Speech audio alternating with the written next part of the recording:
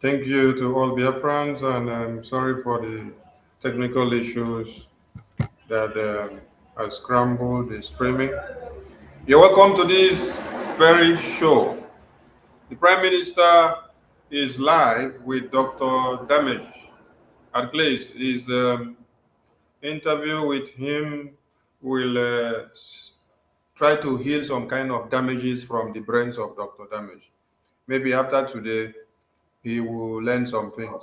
But I can doubt that he may not end up learning anything because this is the same person that had interviewed Mazen Namdekano years back, and Mazen Namdekano educated him, and then he has not learned anything until today.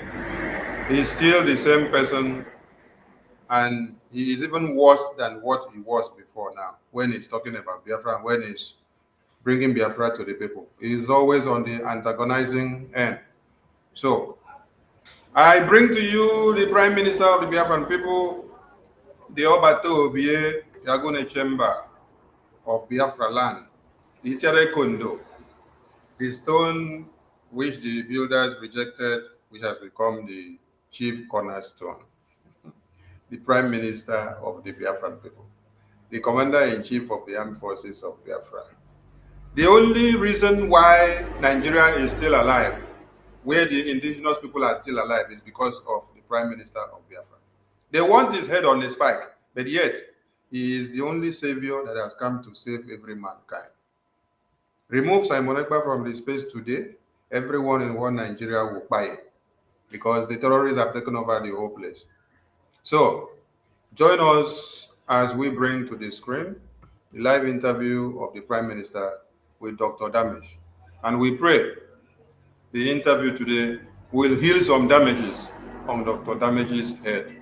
Thank you so much. My minister, please push the Prime Minister to the screen. And they will from here.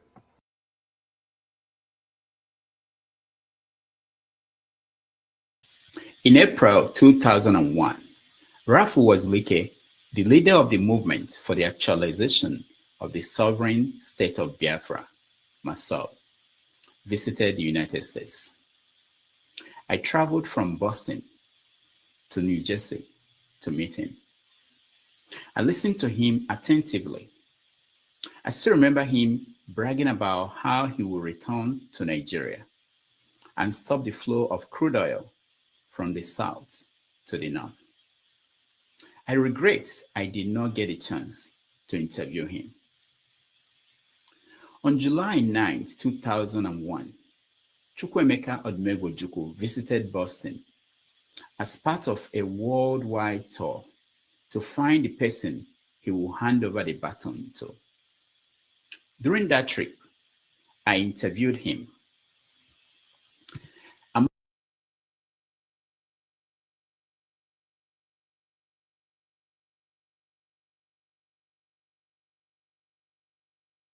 asked him whether he considered establishing a government in exile when the Biafran War ended. In March of 2014, I first interviewed Mazen Namdekano, the leader of IPOB. In that interview, he made his now famous declaration. If we can broadcast so that the whole world can hear us every blessed day, if we are in over 70 countries around the world with over 5 million listeners, there is nothing we cannot do. This time around, things are very, very different, believe you me. Very, very different, and very soon the world will hear about it. Because the only language that people in the zoo understand is the language of violence and force. After all, that very contraption was put together by Freddy Lugard by force. That's one thing people don't understand, that Lugard killed people to bring Nigeria together. And the killing of people to disintegrate the zoo shouldn't come to anybody as a surprise. Our promise is very simple. If they fail to give us Biafra, Somalia will look like a paradise compared to what will happen to that zoo. It is a promise, it is a pledge, and it's also a threat to them. They must understand this, that we've had enough of this nonsense. These criminals cannot be stealing money belonging to everybody. I've since interviewed Nnamdi Kanu twice, including this sit-down in New York City. in June of 2019. This question all the time. When we meet dignitaries and officials and government and functionaries all over the world, they always ask us, are you sure there are Biafrans in America? I had a meeting in DC and I said yes. They said, but we don't know them. Who are they? So it is very, very important that the people you claim you're fighting for actually come out to say that you are fighting for them. I cannot go to see the US government without being introduced by our people. So for me to make my contact official or what we're doing official with the US government, we need our people to come out in solidarity on the 3rd of July of next year to say that yes, we have given IPOB the mandate to speak on our behalf. So that is what that very much represents in essence. And since Nnamdi Kanu's kidnapping in Kenya and rendition to Nigeria on June 27th, 2021, our next guest has assumed the leadership of the Biafran movement from Helsinki, Finland. Some say he has taken the movement in a different direction. On December 2nd, 2024, he plans to declare once again the Republic of Biafra. Today, I'm pleased to welcome to the show Mazi Simon Ekpa, the Prime Minister of the Biafra Republic government in exile. Mazi Simon, welcome to the show. Good afternoon, good evening, Mr. Rudolph, Dr. Rudolph. Thank you for inviting me today. Thank you so much. We appreciate you and we're happy to have you today. Let me get first the elephant in the room out of the way, which is that when you put out the notice that you were coming on the show, a lot of your people were against you coming. They said things like that you shouldn't come here to grace this platform, that I'm a nefulefu, that I felt that they must love you so much. They are protecting you from what? Well, these are people who have gone through a lot, and because you, as a Biafran, and I believe that if Biafra become an independent state today, you cannot be, ostracized from being a Biafran, right? So Yeah. by then, automatically you fall into Biafra. So, and for people like you that have platforms, which should be in the forefront of this freedom movement, and you are not doing enough according to them. So they believe that, I shouldn't come here. But, as a leader, I think differently, and I make decisions differently. So I am here also for their best interest. It is because we need to, we have somehow our outreach using our media, and it is time, I believe, we should also embrace other media platforms that have not been preaching Biafra. So I think my coming here today is for their best interest as well, and that's what makes me a leader. So I think differently from them. So it is very important that when those are agitating that I shouldn't come here, I will explain to them later on why it is important that I'm here. And then also, I'm going to be extending my hands of fellowship and open arm to every other despised media platform. I want to be there. So, because it is the right time to talk to people who may have seen our agitation on liberation of Biafra differently, so they need to be educated. So it is important that I'm here to talk to different audience. Thank you. Thank you so much. On my part, I also have to say that when I put out that you were coming, a lot of people felt that I shouldn't bring you here. So I have the same pressure that you have from my own people. But I think my job is to facilitate conversation across every platform, different groups. It doesn't mean that we have to only facilitate conversation with people we agreed with. All right, let's get into that. Something happened in America last Tuesday. There was an election and Trump won. I know that you are in support of Trump. And how do you feel about the outcome of that election? Very, very happy because, as a matter of fact, I was among international politicians to openly and publicly endorse Donald Trump election. So I'm happy. He needed to come and save the world. Now, before I go in deep into that, how do you think it's going to help your quest for Biafra? Well, the United States has a very important role to play in global peace. And what Biafra is doing today is to bring peace and restore stability in Sahel region. So I believe that it is for the interest of America, it is for the interest of the West, and at the same time for Biafra and African interest. So I believe that the foreign policy of Donald Trump will facilitate the restoration of peace and stability in the Sahel by listening to Biafra people. Now, there's this story that came out, I think, 2 days ago, that the chief of staff of Donald Trump, incoming president, Susie Wiles, that she worked for the Biafra movement as a lobbyist in Washington, D.C. Is that true? Well, in 2019, I just joined the Biafra movement.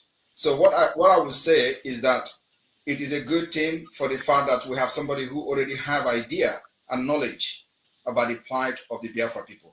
She may not be currently representing Biafra, but at least she have been educated, and she once, was in forefront of educating the policymakers in the United States. So it's a very good plus to the Biafra cause. All right. So, but you don't know whether she's currently on your own group, whether you are paying. It doesn't matter whether she is currently in the Biafra movement or not. She is now the chief of staff of the United States, and we must respect that particular office and allow her to concentrate on the United States. The appointments that shall be given by the president-elect. So let us not drag her into the Biafra controversy and all that. So the point is that her firm have represented the Biafra movement in the past, in 2019, and my happiness is that she is well grounded on the issue of Biafra. That's enough. Okay, good. Yeah. Now let's go straight to what is happening on December the 2nd. What are you planning to do? Well, Dr. Rudolph, Biafra has come a very long way, and everybody has their way of agitating and pushing the movement for the freedom of Biafra. You will agree with me that Nigeria is not working. Nigeria will never work. And so what we try to do is to bring alternative to our people. And it is the Biafra people first, before any other Nigerian. So we are moving Biafra people forward, securing their future. And the only way to do that is that we need a separate, independent state where we can govern ourselves the way we want. And where we can put a policy that will help our people to develop and compete among nations. So in Nigeria, that opportunity is not possible. In Nigeria, the innovativeness of the Biafra people and their career are getting killed by the Nigeria system. So we need a better system and a different system entirely that will allow our people to develop themselves and compete among nations. So what we're doing in Finland is a part of generating a document, a legal document, which is going to be a base for the pursuit for the recognition of independent state of Biafra to be recognized as a sovereign state. So that's what we plan to do. And you know that we have been conducting self-referendum, which is still ongoing. It's going to end on the 28th of November. And this self-referendum, as of today, has recorded over 50 million votes. It is both online voting and physical voting. So, so far, from the record we have from the official that are responsible, we have, recorded over 50 million votes. So this vote now will be one of the legal ground to give the Biafra government in exile and the de facto government a mandate to restore the lost sovereign state of Biafra. Just like every other nation have done it in the past. For example, Lithuania and co have one time lost their sovereignty. So Biafra also lost the sovereignty to Nigeria state by force, by the barrels of the gun. So today we are here to restore it. And what is happening in Finland is not declaration of Biafra, but declaration of the restoration of independence of Biafra, because Biafra has been declared and recognized in 67, by and recognized by different countries. So that sovereignty were forcefully, lost, and Nigeria took it back. So we are here to restore it back, because after that war, nothing has changed. Actually, the reason for the war has escalated, and the issue and the cases are completely different today, worse than what it were before the war. Okay. Referendum. You said the results are showing. What are the results? What are they showing? How many? Like I said, it is not yet conclusive. They've not opened the envelope. But we know from the record that it is over 50 million. People in Nigeria, how did they vote? We have been posting the videos of the voting. One thing that people don't know is that, first of all, I would like to educate those who may have not paid attention because of propaganda of the Nigerian media and those pushing it. Biafra today has a de facto government, functioning de facto government in the homeland. And in this de facto government, we have 40 United States of Biafra. In this 40 United States of Biafra, each state has 15 counties. In each county, you have 5 districts. In each state, we have 75 districts. And in this district, we have head of district. In these counties, we have head of county. And then we have, in this state, we have the administrator, which is equivalent to governor. So this is what a lot of people don't actually know. So when they see the result of our activities in Biafra land, they are surprised and shocked how Samonekpa is doing this from Finland, because we control the Biafra land from grassroots. So the government is already in the grassroots. So every community knows who is their county leader. Every county knows who is their county leader and who are the executive in the counties. And so with this particular structure, we are able to conduct this referendum, and people are fiscally voting. And of course, it may also shock you that the reason we have succeeded so far in the civil disobedience is also because of the structure, the strong grassroots structure that we have, which Nigeria, know, but of course they don't want to tell the other citizens who are available to understand why every effort to stop the sit at home has failed. They tell you it is because people are getting killed and stuff like that. It's a lie. It's because we have a very structure, from the grassroots. All right, we are going to get into the sit at home and everything else, but explain this for me. Let me understand. So the administrators in 40 states in Biafra land today. Yes, there are 40 administrators that are in each state. There are 15 county head. In each county, there are 5 district head, and there are other, the chain of leadership and all that from the state down to the district level. Do these people interact with people? Do they know them? Of course. They are completely in charge of Biafra land. That's what is going on. So if I call Ebonyi State now, I can get the names of people. You may not get the name of anybody in Ebonyi State unless you are into the struggle. Okay. So what about people who are not into the struggle? How did they vote? Well, those who are not into the struggle are not necessarily going to vote. These are the people, the few percentage of the people making noise on social media. But those who are in the struggle are voting massively. Like if you look at the videos we are posted on social media, you will see crowd that will shock you. Yeah, even more organized and better organized than Nigeria election. You can agree with me if you have come across the videos. Yeah, but for you to now say that the Biafrans all voted and this is the percentage that supported it, wouldn't it be good that everybody had a chance? Well, that is the point. We gave everybody the opportunity to vote, but at the same time, because this is a struggle and we are in a very fragile state, so we make it possible for people to vote online, right? And then in a struggle like this, you have to also be very security conscious, considering the fact that Nigeria is a terrorist state that kills people who agitate and do protest. So we don't want to endanger the life of our people, by trying to prove that everybody have to participate. Everybody must not participate. Even in the Nigeria general election, not everybody voted, and somebody is still a president. So we don't need to prove, everybody that Biafra have participated. Those who believe in Biafra should participate, and they participated, and they are still participating because the vote is still ongoing to the 28th of November. What about people abroad? You mean in New York here, there are people? Yes. Everybody is voting online. Those of Biafrans abroad are voting online. And we created a voting system using the Google platform. And you have a way of verifying that these people voting there.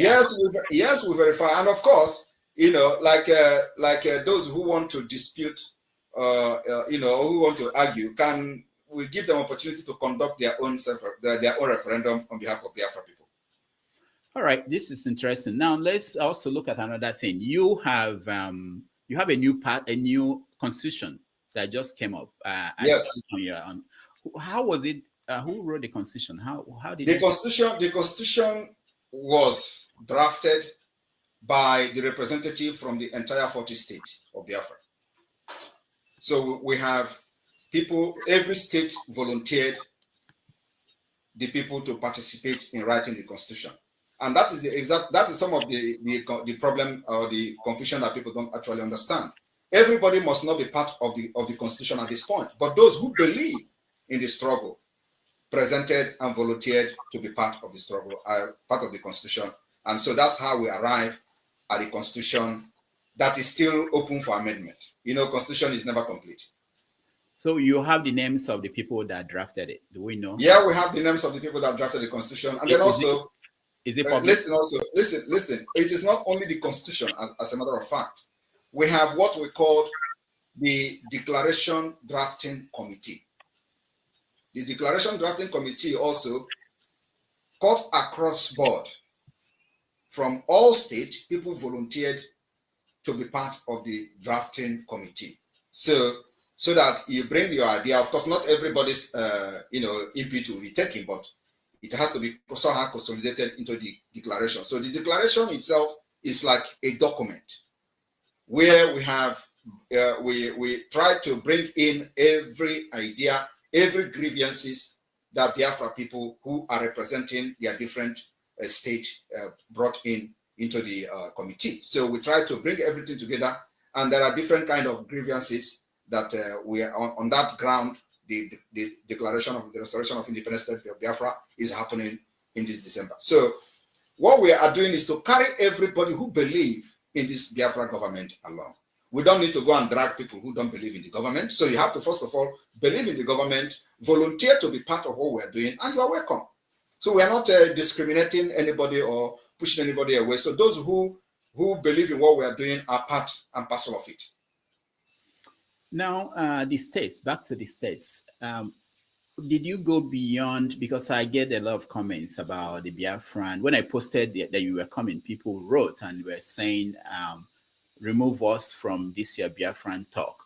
How did the states go? Is it the 5 eastern states that you broke into 40 different? No, sorry. This particular structure of 40 states has already been there. It is not my making. So what I did was to bring everybody who are involved in the Biafra struggle even before I came in. So I told them to bring in the structure that they have, and we start working on that. So it is every state brought in their state map. They brought in their state structure. It is not my making. So what I did was to harness the already made structure from the 1967 down to Owazurike Mosob, down to IPOB, and to what we're doing now. So we consolidated everything and make it to be more, organized structure as it is today. So it is not my making. It is the making of the people. Every state brought their structure, brought their county structure, brought their district structure, and that's why it is called, it's going to be the Confederated State of Biafra, because we're going to practice confederation, where these states who brought in their state structure are going to be on their own. So what about people who are saying they don't want to have anything to do with Biafra? That is part of life, and it's part of democracy. Even in Nigeria, when Nigeria was fighting for independence, North didn't want to go to be independent, right? But today they are the one who enjoy it most. So we are not bothered about those who say they don't want to be part of Biafra. They are just a few individuals, just like 1% or even 0.0% of people hijack Nigeria and impoverish everybody today. So those people saying they don't want to be part of Biafra, are they enjoying the killings in Nigeria? The answer is no. So we don't actually care about what they say. That's why we have gone this far. Because few people cannot hold everybody hostage. Mm. You are following the trial of Nnamdi Kanu in Nigeria. What do you make of how it's going? I don't believe in Nigeria system, in court system. Nigeria doesn't have a court. Nigeria doesn't have a judiciary. So, and that's why I don't know whether you are aware, we have actually banned anything judiciary under Nigeria in Biafra territory, and they are folding up. So if you are not aware of that, I want to make it clear today. We are going to lock them indefinitely, and they will never come back until Biafra become an independent state. After the 2nd of December declaration, we start to pursue the legitimacy of Biafra. Nigeria court system and judiciary can never ever function again in Biafra land. It's a threat and a promise. How is that going to happen? How are you going to do it? It is already happening. Are you not seeing them folding up? That is to show you that the Biafra have taken over their land. Our plan is to delegitimize Nigeria from the Biafra territory, little by little, step by step, stage by stage, and that is happening. So judiciary is the next, because judiciary in Nigeria has contributed to the entire anarchy you see today. The insecurity you see today is the judiciary. The instability you see today is the judiciary. The banditry, terrorism you see today is the judiciary. They have not done anything that will bring justice, fairness, and equity. So we don't need those kind of system in our land. So, and if you're asking me how we're going to do that, we're already doing it. You see, they are folding up. That land belongs to us. And Nigeria has been rejected by the people. Over 50 million has given us the mandate to chase away Nigeria from our land. So however we're going to do it is what the government will decide. And we're doing it the way we want. Okay. You know that you are on the list of most wanted people in Nigeria. That is a badge of honor. I am very, very happy that I am in the list, because if I am not in the list, I would have regretted ever even getting involved in Biafra. So it's the highest honor I have received in my life. Now, people say, I played the video earlier in the introduction when Nnamdi said that if they don't give us Biafra, that Somalia will be better than Nigeria. And people say that what you have achieved is to turn some parts of Igbo land to look like Somalia. That Lagos is not like Somalia, that Abuja is not like Somalia, but Owerri, Olu area, basically is like Somalia. What do you say? So let me address you. Now, did you see the poverty rate in the world? Where is Somali placed in the list? It should be at the bottom also. Like no, I want you to tell us. I can find it. Where is Nigeria and Somali? Nigeria is at the bottom too. Yeah. So in the list now, is Nigeria up or down? Down. Yeah, so it's already it doesn't necessarily mean. But when you, it doesn't actually mean that they're going to be shooting gun like in Somalia. Somalia already overtake Nigeria in a better scale. Nigeria is down in poverty level. So how do you Maz, they're serious. Let me give you this as serious things. I have a friend here in America who lost his father 2 years ago from Olo area, and lost a brother early this year. And none of them, they've not been able to do any funeral because nobody can go home. Okay. And there are so many places like that in the Southeast. Is that a good thing? Well, I should be asking you, how are the burial taking place in other parts of Nigeria? No, the way people are reading this, they are saying that it's a consequence of this confrontation with the Nigerian authorities. So how is this confrontation making people not to have burial in Biafra land? Can you explain? Because it's not safe. That's what they said. That's why he hasn't So gone. who is making it not to be safe? Why are you laughing? No, I want to. You say this is a discussion, right? No, we're having a So conversation. if you cannot answer, let me No, explain how. I want you to tell me. You want to answer? No, this is what they said. This is what they said. Okay, so this is what they say. But Yeah, what about I'm you? telling you, What about you? What Right. about your opinion? What do you think is the reason for not having burial? No, I don't have. I go home. I don't have. Okay, so can I explain now? Can I explain the reason? Yeah, give us the reason. All yeah. right. The reason is because the Nigerian terrorist army and police have been killing our people for many years, even before I joined the Biafra struggle. They killed them in Aba, where they went to pray, and over 150 officially was announced. Over 150 people were killed in cold blood. Nobody asked question. Nobody, was held responsible until today. They went to Mazi Nnamdi Kanu's house, bombed everywhere, killed people there. Nobody was arrested. Nobody was held accountable. They went to Nkpo and killed, and these people they are killing never raised a gun against them, right? They were only having flag. They killed in Enugu. They killed in Ebonyi. So when Mazi Nnamdi Kanu was kidnapped, they went to Kenya to kidnap him against international law, and I took over from there. And do you know what I said in the first place? I said, under my leadership in this Biafra movement, you can never kill Biafra again and go free in Biafra land. So I raised an army called the Biafra Liberation Army to confront these killers. And you know, these killers, some of them are repentant Boko Haram. So they recruit them, push them to Biafra land, and people are not talking about that. And when they go to villages, they open RPG or GPMG, and they start spraying bullets. Even fowls are getting killed. So I said, under my leadership, under this Biafra movement, Nigeria can never kill any Biafra again and live to tell the story. So we raised the Biafra Liberation Army to deal with them, and they are neutralizing them. So when they neutralize them, what do? They will come after the villagers. And let me tell you, is that the kind of country you want to be proud of? Where you have people carrying guns, defending their land, and instead of them to go after those people that are defending the land, they will go against innocent people. These are the reasons why people are not coming for burial. So tell it the way it is. So, and it is not my fault. It is not my fault. It is not the fault of Biafra. It is the fault of the Nigerian terrorist army, who cannot confront the Biafra Liberation Army, but confront innocent people. And why they are doing it is so that we lay down our guns. And that's not going to happen. Yeah, that's what I wanted to ask you, that knowing that this is how they operate, if we believe the story you just told, this is how they operate. The question is the best thing to continue to have them kill villagers if we believe this story? We are neutral. Believe me, there is no any other better way. This is the best way. If you have any other better way, tell me.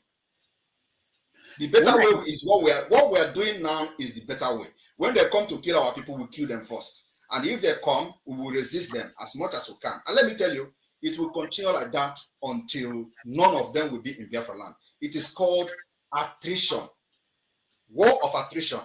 You know, the chief of army staff said that what they are fighting is called the jungle warfare and asymmetric warfare. No, I am not fighting asymmetric warfare with them. I am defending Biafra people, and what we have actually declared now is war of attrition. Go and Google it. It is, you are going to be fighting until nobody is remaining, and it is not going to be on our side. They are already running away. You know the kind of atrocities people have committed in our land? Is that how to run a government? A government that will come and you don't go after people carrying arms, which you invited with your actions and atrocities. You go after on armed innocent women and children. Is that the kind of government you want to support? So we know what we are doing now is what we are going to do. And like I said, they should go and Google war of attrition. We will fight this war with them until we know who is going to give up. When I interviewed Nnamdi Kanu in 2019, I asked him, how many people have you lost? The question was how many? He said thousands. Let me ask you the same question. Since this started, how many soldiers, let me use the word, the Biafran, your own soldiers, have you lost? If we lost people, you see them on social media. Now they are posting some of the people they are claiming to be. We don't lost soldiers. I have to be very sincere with you. We don't lost soldiers. They know it. Let me tell you, we are fighting a very different war with Nigeria terrorist state. and they are confessing. Have you ever, in the history of Nigeria, have you ever, even during the war, it was only during the war, actually, that the issue of Biafra was discussed at the National Assembly, and the entire security chief are crying. We are training, I have a military experience. We are training the Biafra fighters, and they are engaging Nigeria in a very systematic war that they have never fought before. And you see, I didn't say it. You can hear it from the horse's mouth. Musa have cried several times. And let me tell you, if they think that in self-defense is a crime, they should go and read international law. Because the point is that nomadic system have taken over, and nobody is thinking correctly in Nigeria anymore. You come and kill people and expect them to defend themselves.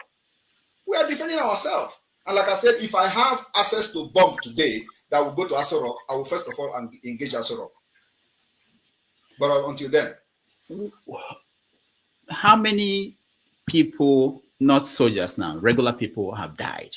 They should give you that report. They are the government now. They should give you how many people they have killed. Right? They are the one who killed the people. And all we do is to defend them. So they should tell us how many Biafra women and children have been killed.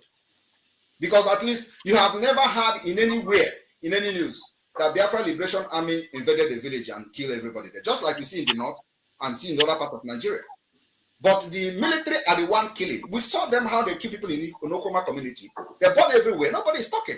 So when they say that people kill soldier in Ukoma, nobody know what led to killing of the soldier in Ukoma. But you know what? Everybody was proudly saying, oh, the military will come and burn this. We don't want to be part of a such system where they will not go after criminals. They will come to where a crime was committed and they go after innocent people. That kind of system should be abolished. And that's what we are abolishing by pulling out Biafra from that Islamic terrorist state. The sit at home every Monday that you support, how has it been helping?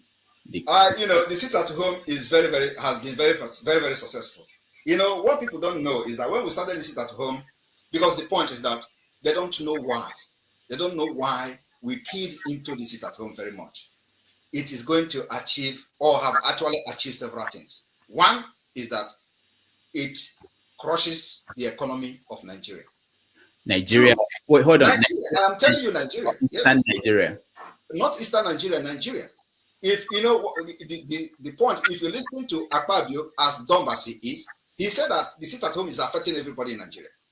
And nobody's paying attention to that. They have lied and used propaganda to say, oh, is the economy in the East. What have the economy in the East done for over 50 years? Nothing. Now, let me explain. I'm still explaining the sit at home. Now, it crushes the economy of Nigeria. Two, we are delegitimizing Nigeria government from Biafra land because it is one of the ways to prove that they have no control over the people. Three, they have also that sit at home that demonstrated that they have lost legitimacy over the Biafra people. You don't know what is happening. So you are very close to Sowore. You should ask Sowore, why did he say that the Southeast has, systematically left Nigeria? It is because of the sit at home, because they have lost control over the people and they're listening to only Biafra government. It's a pathway to our freedom. And now we are, and let me also explain to you that we are using four different mechanisms and different approach to fight this freedom, which has never been done in the past. One is the political approach. Two is the diplomatic approach.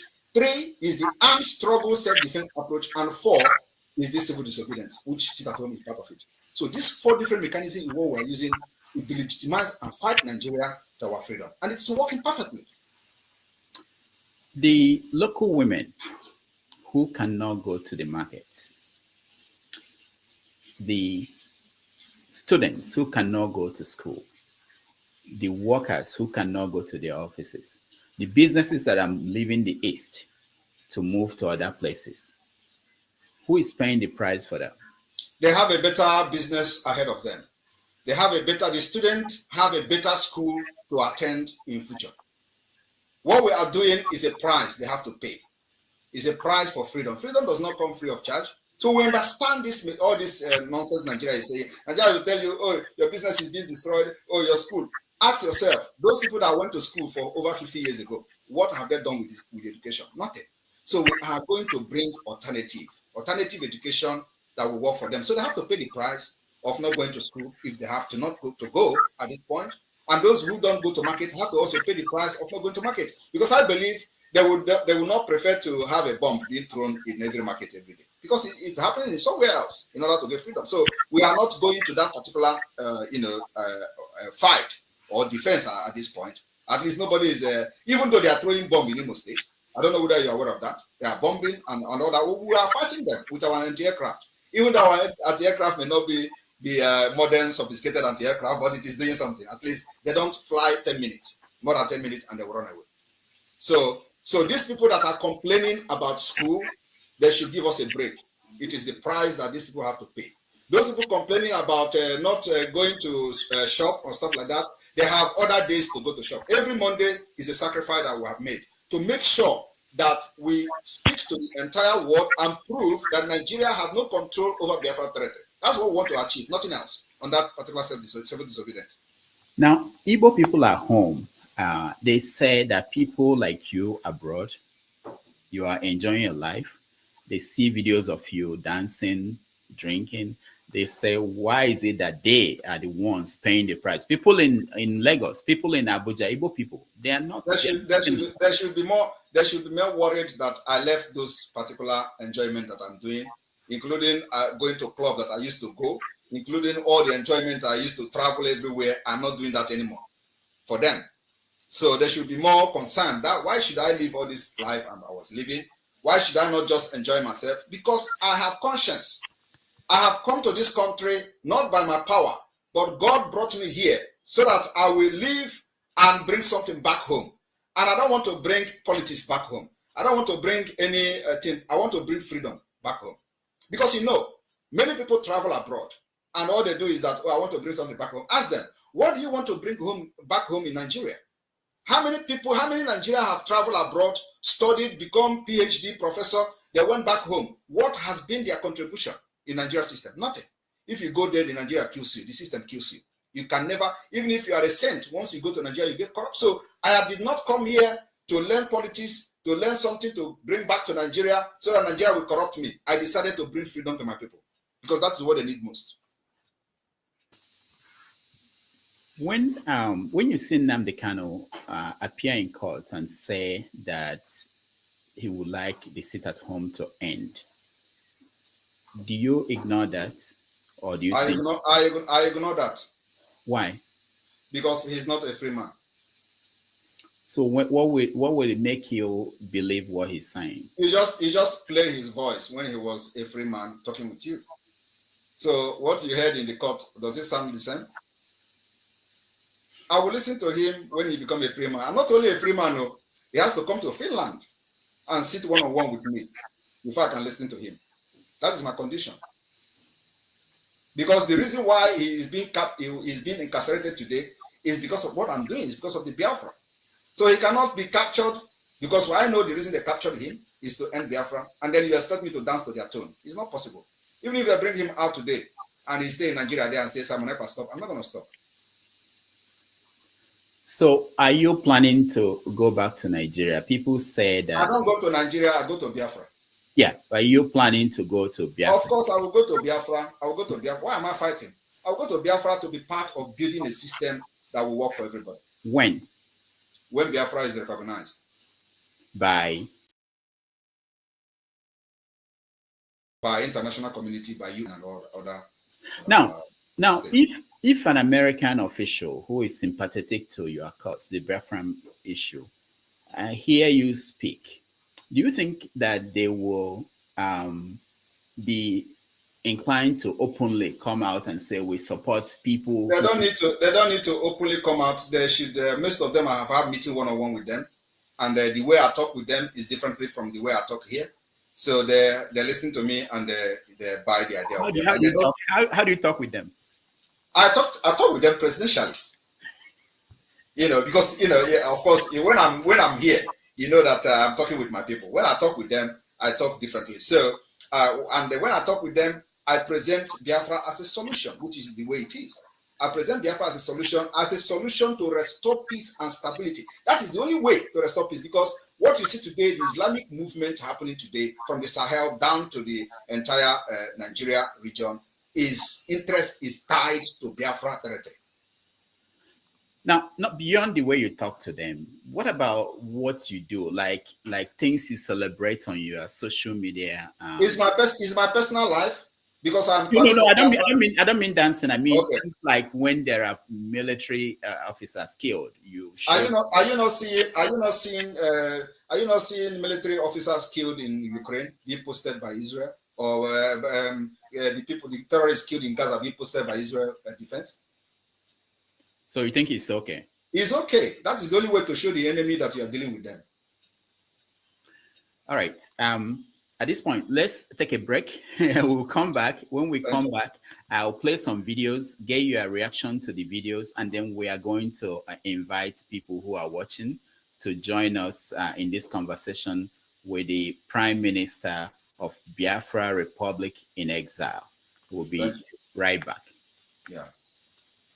Okay.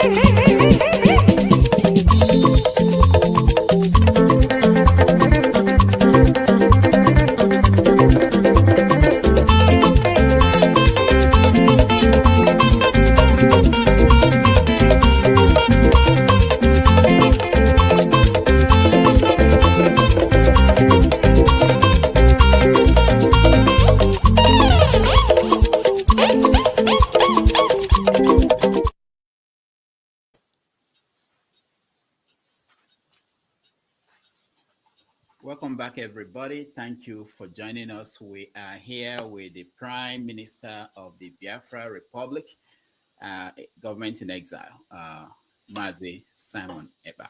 So please, we have about 3,000 people watching. Can you like the video so that more people will be able to see it and hear the ideas coming out from Mazi Simon Eba?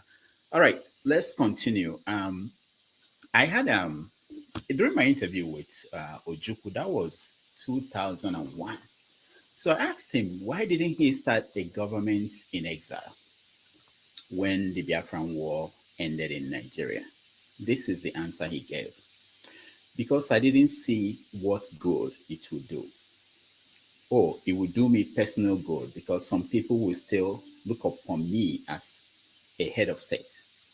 And they will certainly, in certain places, give me red carpet receptions. But is that what life is all about? Life is about the betterment of a lot of the millions of people at home. I had to consider very seriously what possible reaction a government that for 3 years had intent on genocide will have on such a situation vis-a-vis our people who are still captive within the Nigerian situation. A lot of people who look at what you do, they keep going back to our people. You talk about sacrifice that you made or you are making, but the one that our people at home are making is enormous. I've All right. lost. So what is the question? The question is, don't that bother you? I'll tell you personally, I've lost people who died because they couldn't get to the hospital on a Monday. What about other days? How many people dies for not paying? We don't know. That's a fact. We don't Okay, know. so let me tell you one thing. You see, I don't blame our hero Ojukwu for such a comment. Can imagine where somebody fought the war for 3 years and at the end of the day lose the war. So you don't expect the person to come and start fighting from exile, right? Is it exile that is going to win? No. But if you look at history, it has always been, this race for freedom has always been like a relay race. So Ojukwu has laid the background of which every one of us are building this temple today. And I am bringing that particular whole thing to a conclusive end. That's what I'm doing. So Ojukwu cannot, the exile Ojukwu went to is what we have actually activated today. So you don't expect him after, mistake, because a lot of mistakes were made. And you will agree with me that during the war, Ojukwu has no representative in the United States. All the representatives were just sell out. So Ojukwu don't actually know what was going on. He had nobody to educate the United States Congress or the United States government. They have nobody to put and educate them on the reason why Biafra should go. So Ojukwu don't have that representative. So we have it today. And one thing is that you are just emphasizing on Susie. You are happy that she was a lobbyist for the IPOB and all that. So it is part of the mistake that we identified and we want to solve it. Now, during the war, at a point, the United States was shifting ground to the Biafra side. And the Biafra leaders don't have knowledge about it. So if it's somebody that they have knowledge, that they have people representing them, they have good lobby. I don't even know whether they have lobby at all, they don't have. So you're assuming that they have lobby firms representing them in the United States, educating the policy makers, the Department of State, the US Congress, and all that.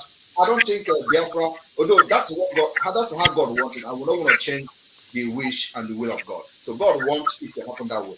And today we are, using that particular foundation that was laid, that mistake that was made, and today everybody have seen that actually Ojukwu saw tomorrow, because the thing he saw that Gowon didn't see have consumed his people today. Gowon today, after fighting Ojukwu and Biafra people, cannot even stay in Nigeria. He ran away to the United Kingdom at age of 80 or 90. Who does that? He should be proud to stay in his village where he stood Biafra, 3 million people through starvation for Nigeria to become one. But why is he running away? Because the country failed. That thing Ojukwu saw because it was Biafra people that were paying the price in the northern Nigeria. Every given confrontation, Biafra people get killed. So today it is no longer Biafra people. Gowon people are getting killed, and today many of them are living in IDP camps. So Gowon could not save his people. He ran away. So if he actually saw what Ojukwu saw today, I don't think he would lead Nigeria to war against Biafra. So what I'm trying to say is that Ojukwu did the right thing as somebody who fought for 3 years and lost the war. And we have learned from Ojukwu mistake. We have also learned from Wazirike mistake. In case you don't know what the mistake Wazirike made. The mistake of Wazirike was that when Wazirike was captured, just like Mazi Nnamdi Kanu was captured and kidnapped from Kenya, Wazirike was incarcerated. What did they do? They connived with all the commanders of Wazirike and brought them to the prison and said, you see, all the hitmen, all the strong men you have are with us. And who did it? Andy Uba. Right? So from there, during Obasanjo time, from there, Wazirike gave up. He said he looked at all the people that he was fighting with, all the men he had his hope on. All of them came with Andy Uba, a politician, to the prison. So what can he do? He gave up. The same thing they want to do to Mazi Nnamdi Kanu. They capture him in Kenya, and all the commanders of the Eastern Security Network, they started killing them. I came to rescue them. That's actually what I did.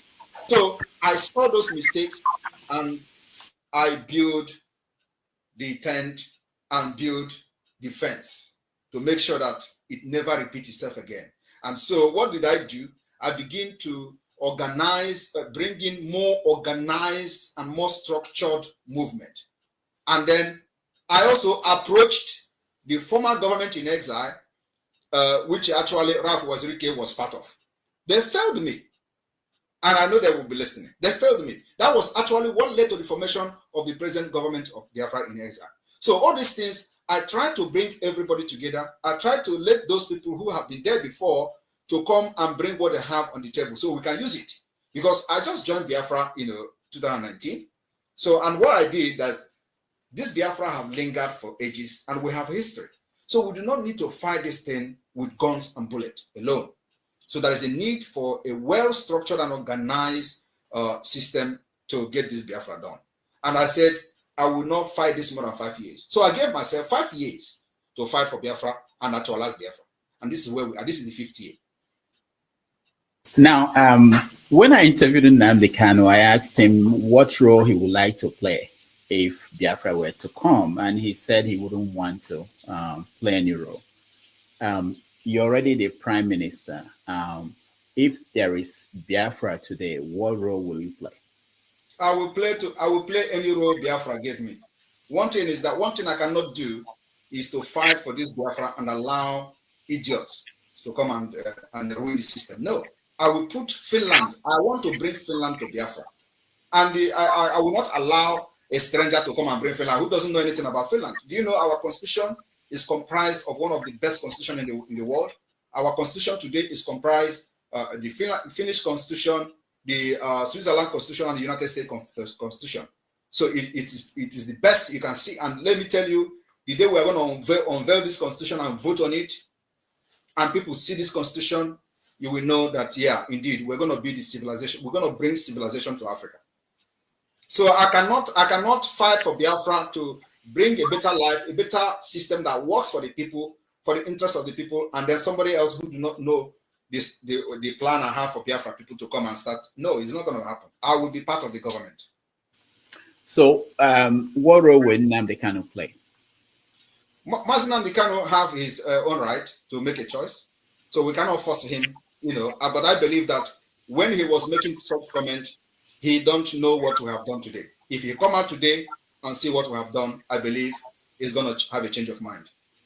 What is your role, your relationship with the IPOB that was the other faction? They are Biafrans. The only relationship I have with them is that they are Biafrans. And after Biafra become an independent state under the Biafra government in exile and the Fato government, we will start a reconciliation process.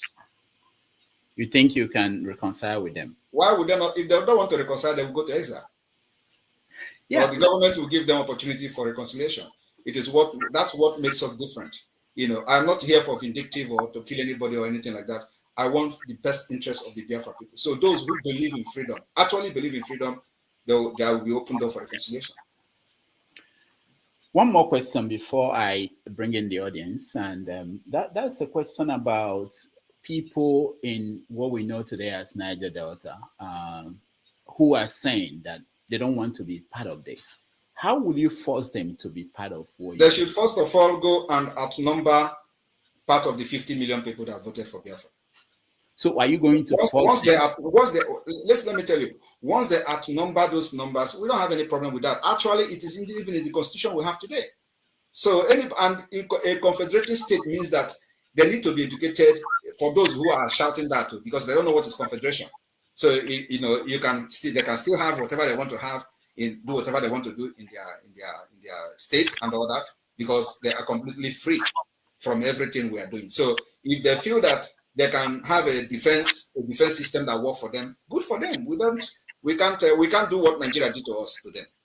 And let me tell you also that the issue of Niger Delta, this Niger Delta, that is something that the Constitution of Biafra have actually addressed. So, and there's not going to be a better system than what we have today, this confederating state of Biafra, where they will have their choice and their right to do whatever they want to do, have their own constitution, have their own parliament, each state on their own.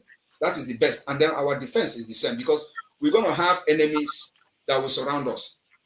And these enemies that will surround us is not just against us alone. They are against America, they are against the West. So America needs us, the West needs us in order to protect their interest, because once we protect the interests of America, we protect our interests.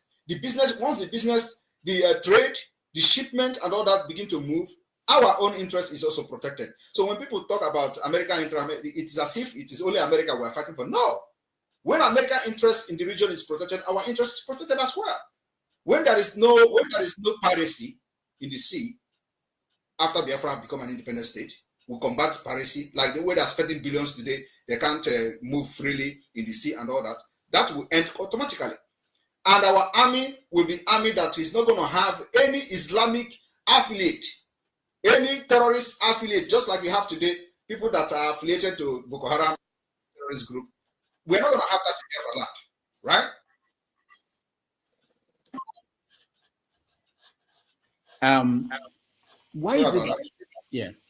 Why is it that the Nigerian government, despite their efforts to get you extradited, that they've not been successful to getting Finland to work with them? Finland doesn't work with a terrorist country. All right. And they will never work with terrorist country. That I can assure you here. But you know that they are making moves. Which move? The Nigerian governments are making. They can make moves for all I care. I am here standing very strong because I know I'm not doing anything wrong. All right.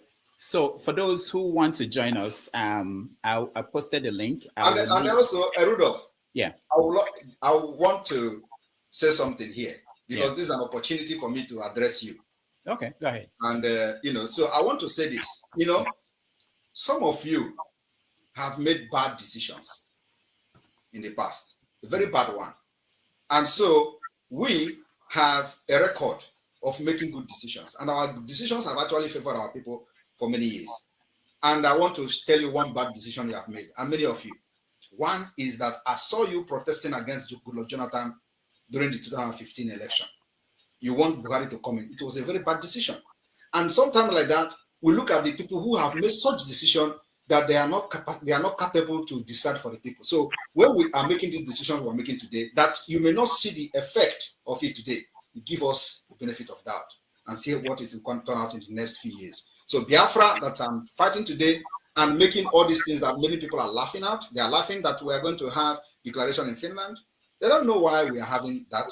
They are laughing that we are going to, I'm declaring Biafra. They are laughing that there is a national football team. They are all those things. And that is exactly what Gandhi said. They will laugh at you, they will mock you. At the end of the day, you win. So I want to say that some of us that are making this decision for the best interest of Biafra people, we see what people don't see. So you should be able to give us benefit of that and support the decision we make. We kicked against Buhari, it backfired. You people supported him. We kick against this Tinubu. You people, many of you supported him. And so it is very, very hard for people like us to come and listen to advisors that have made bad decisions in the past. It is very difficult for me, and I believe many people. So I just want to tell you this today because I may not have the opportunity to tell you again. Thank you. I appreciate that. But I don't remember protesting against Jonathan. Rudolph, I saw you carrying play card in the United States. Saying what?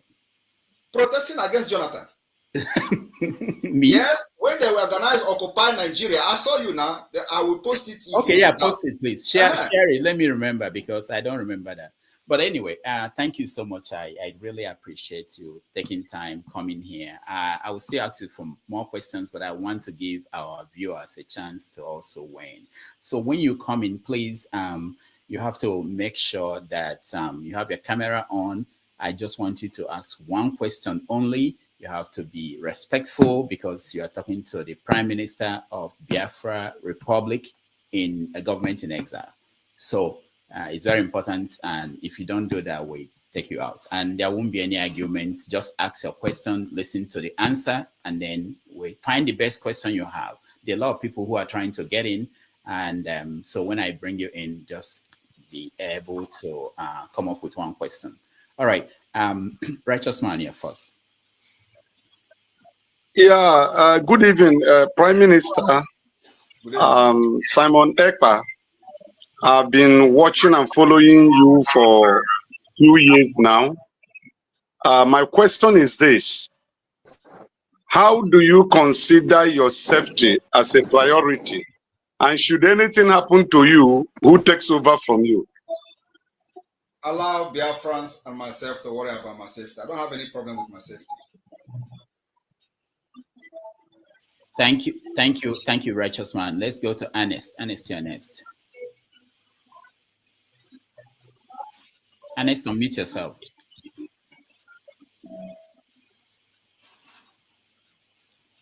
All right, so Ernest, I have to remove you if you can unmute yourself. Let's go to Okija and Okija. You're next. Hi, can you hear me? Yes. Okay, so Mr. Eba, I mean, some people, might, think that this is funny, but this question is funny, but it's not. Behind you, I see American flag. I think that the other one is a Finnish flag, and the Israeli flag. And then, behind those flags, I mean, including the Biafran flag. Then, behind, you, I see, the Last Supper. This a white man, that he's not even Jewish. A white man, blonde hair, blue eyes. So I don't know, is this an image of Biafra? Is Biafra gonna be like a servant state to all this contraption? With the white man, I don't know, because what I know is that our people, we have our own religion. We have our own way of life. We had democracy before America was, founded. Igbo people, they are Republican people in nature. So, I mean, what image are you showing to us, with all these flags and the blonde man behind? All right. So, thank you very much for that question. Biafra government has officially three religion. We have the Jewish religion, Christian religion, and traditional religion officially. I believe that I've answered your question. So you can choose which one you want to be part of. If you want to be part of a traditional worshiper, it is official in Biafra land. If you want to be part of Christianity, it is official in Biafra land. If you want to be part of Jewish, it is official in Biafra land. Myself, I'm a Christian and a traditional worshiper too. So we won't have Islamic religion in Biafra. That's what you're saying. I said official three language. Islam is not official religion. Sorry. Islam is not official religion in Biafra land. But they'll be allowed to practice. I said official. That actually answered you. Official. All right. Thank you, Okija. So on the politics over here, you're next. Prime Minister. Official three language. Islam is not official religion. Sorry. Islam is not official. Something is echoing. But they'll be allowed to practice.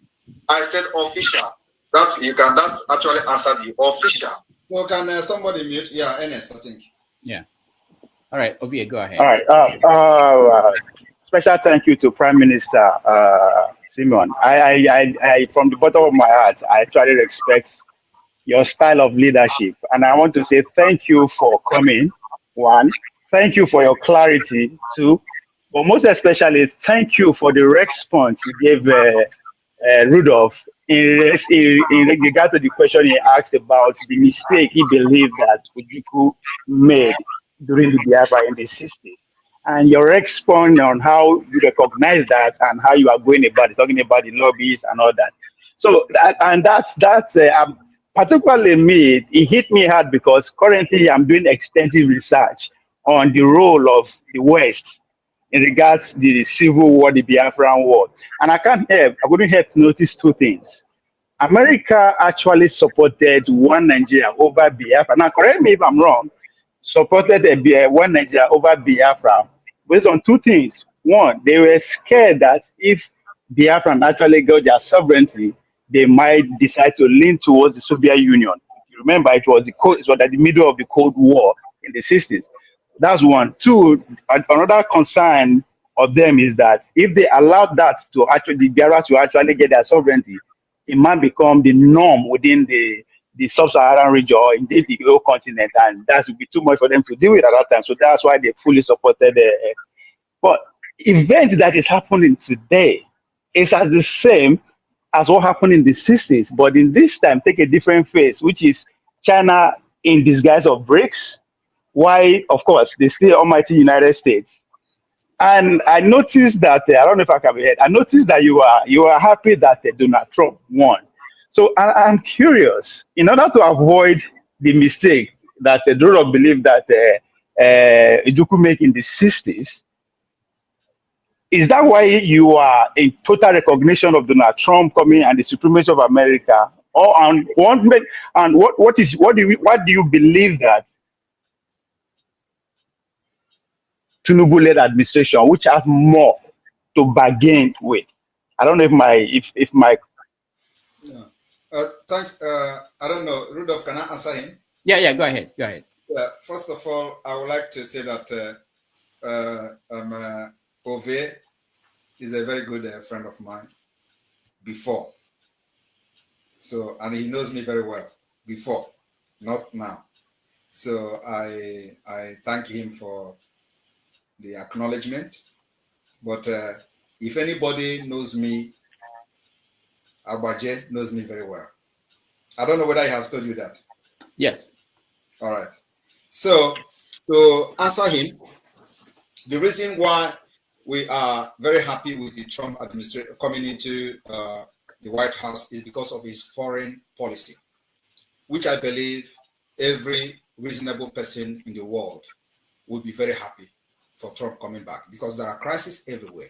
There are wars everywhere, which are actually avoidable. So, and we believe that Trump foreign policy will fix those issues, because sometimes you need some kind of radical leaders to make things done.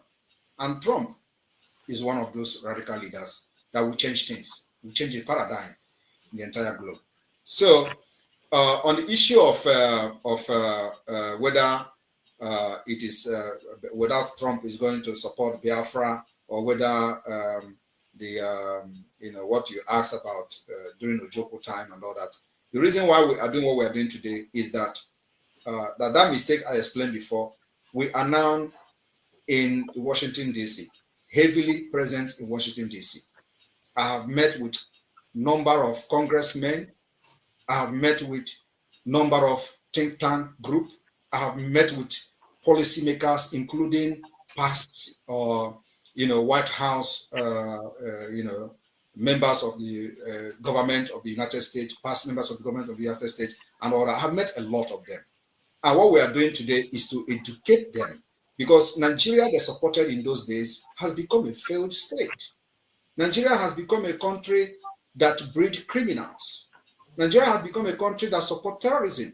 Every policy of Nigeria today is going toward nosediving to a completely failed state. So America will not be proud to continue to support this kind of failed state, and especially Trump with his policy, foreign policy, especially on protecting the Christians and the minority group.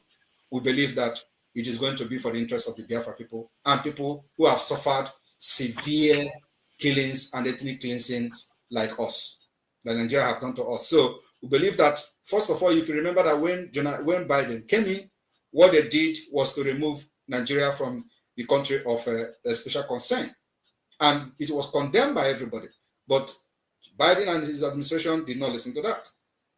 Even when there were no reasonable ground to remove Nigeria from the country of a list of a concerned country, they still remove him, remove the Nigeria state. So we believe that Trump coming to power will put Nigeria on their toe.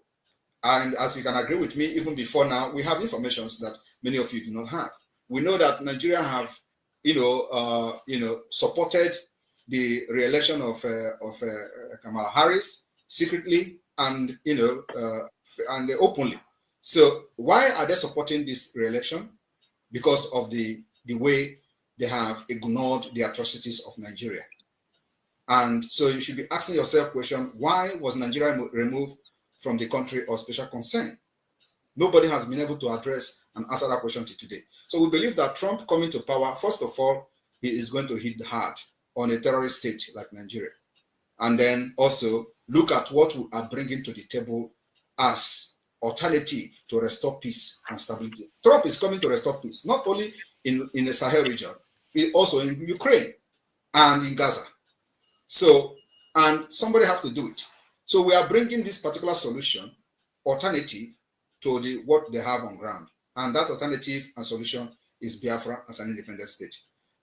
And I want all of you to understand that Biafra is not only going to benefit Biafra people, it is going to benefit the entire indigenous people within Nigeria area, including the Duduwas and other indigenous nationality within the Nigeria area. The emergence of Biafra as a nation will put an end to upsurge of terrorists. It will disintegrate the interest of the terrorists while they are coming to Sahel. It will also cut ties immediately. Just that Biafra has been recognized, only the pronouncement will make the entire region calm down, because the terrorists will start fleeing.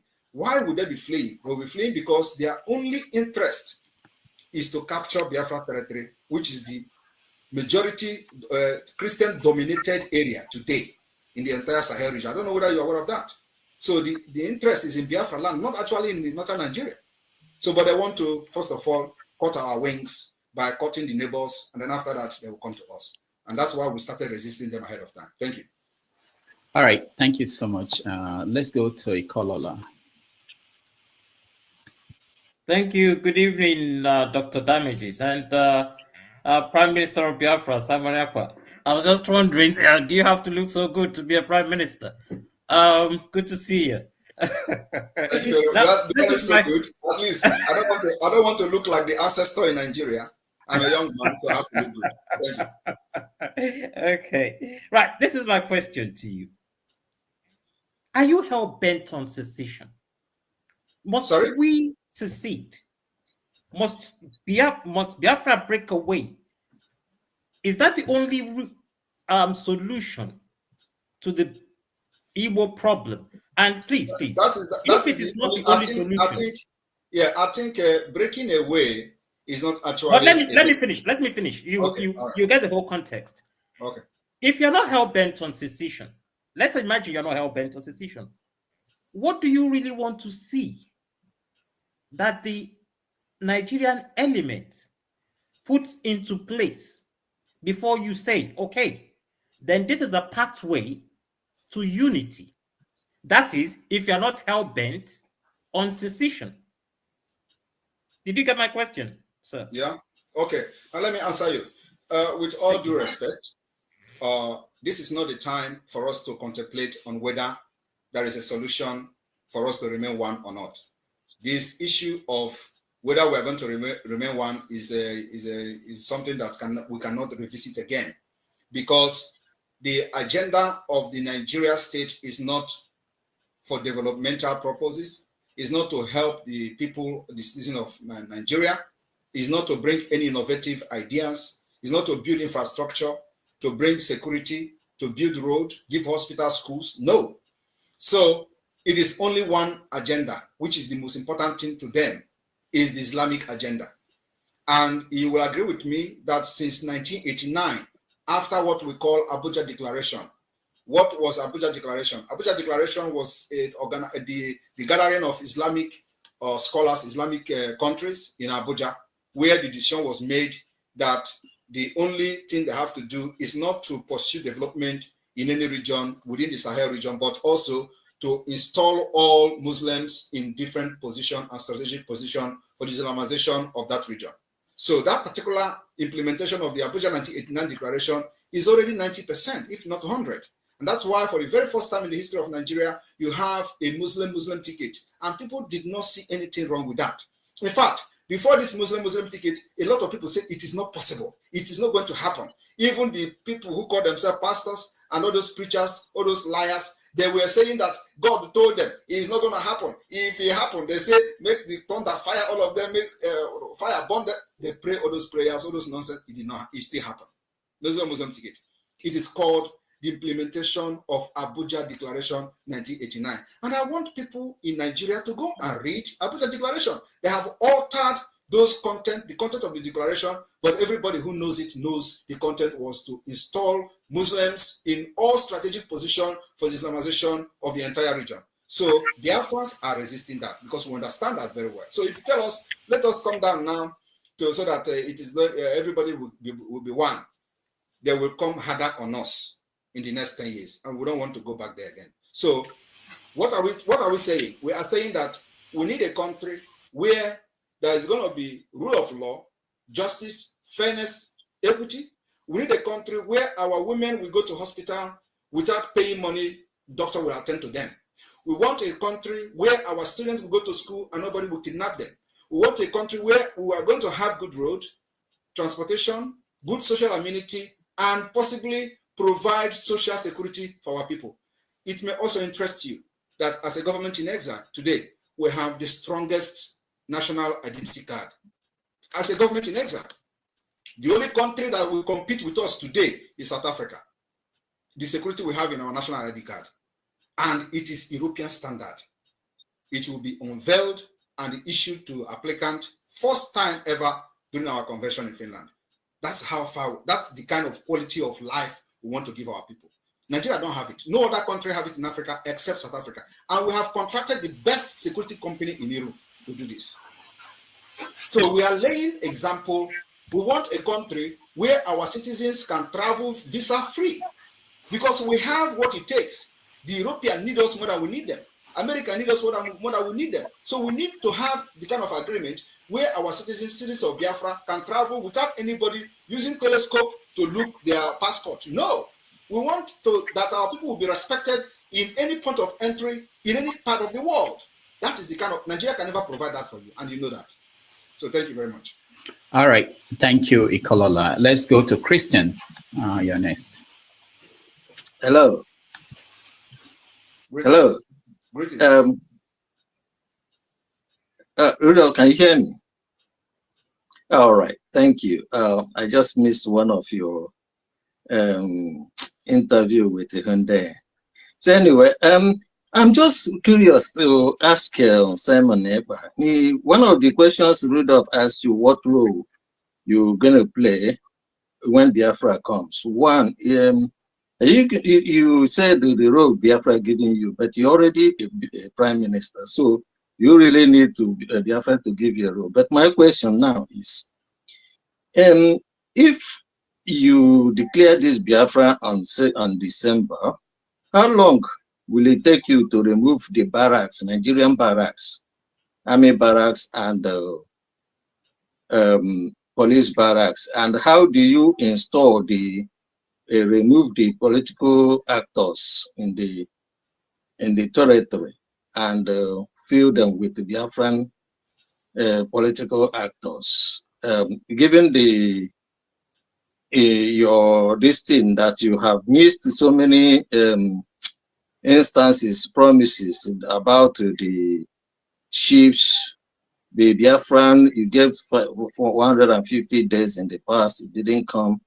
And the release of Mazin Nnamdi Kanu. In fact, most of the promises or the instances you have given hadn't worked in the past. So how do you think that, why would anyone seriously believe you that this one will work, or is this a publicity stunt? All right, so let me address you. First of all, I did not make myself prime minister. So Biafrans voted me, and you need to be part of the movement to know whether I was voted in or not. But I'm telling you now that I was voted in as a Biafra prime minister, and so you cannot be outside and want to know what is happening within the circle of the Biafra agitation. That's number one. So, like I said, I will be serving Biafra people in whichever position they give me. So that particular statement stands. Another thing is that you asked, how am I going to remove the military barrack? I have said we are at a war of attrition. So I will advise you to go to Google or to any search engine and check what is the war of attrition. War of attrition is that we fight till the person that is tired will leave. And so after the declaration of the restoration of the independent state of Biafra on December 2nd, what we're going to do is to generate a document, a legal document. This legal document will comprise of the Biafra Constitution. It will comprise of the announcement of the Biafra self-referendum.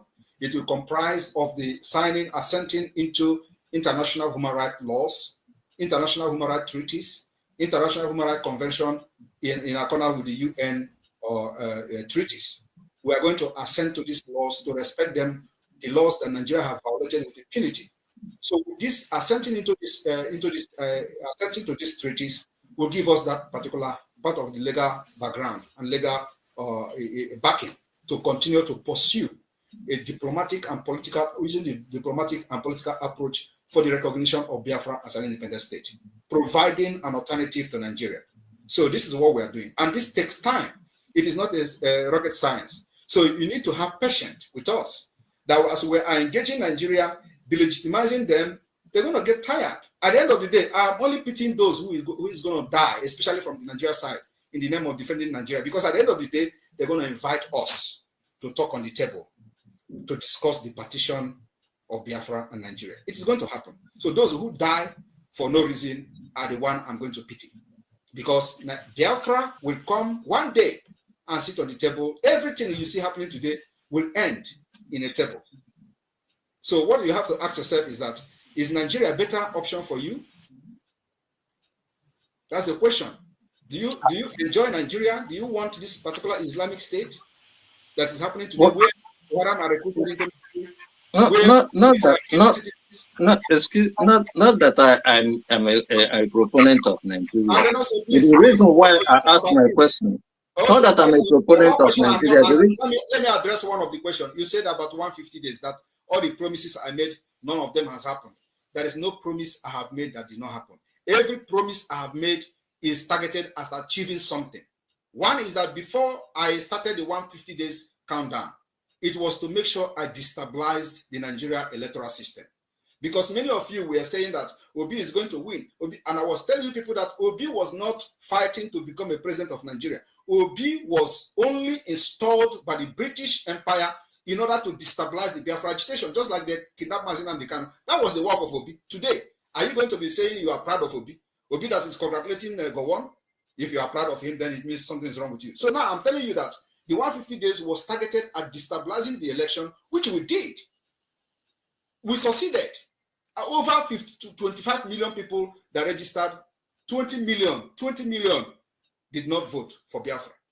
And so it is for the interest of the Biafra people that we counted 150 days. And you know that then everywhere was like, but of course, many of you do not understand because you are not in the struggle. You think that after 150 days, I'm going to declare Biafra without a government structure? You think I'm going to declare Biafra without having our representative at the Washington, D.C.? Because the Biafra is not going to come from Nigeria. Biafra is coming from abroad.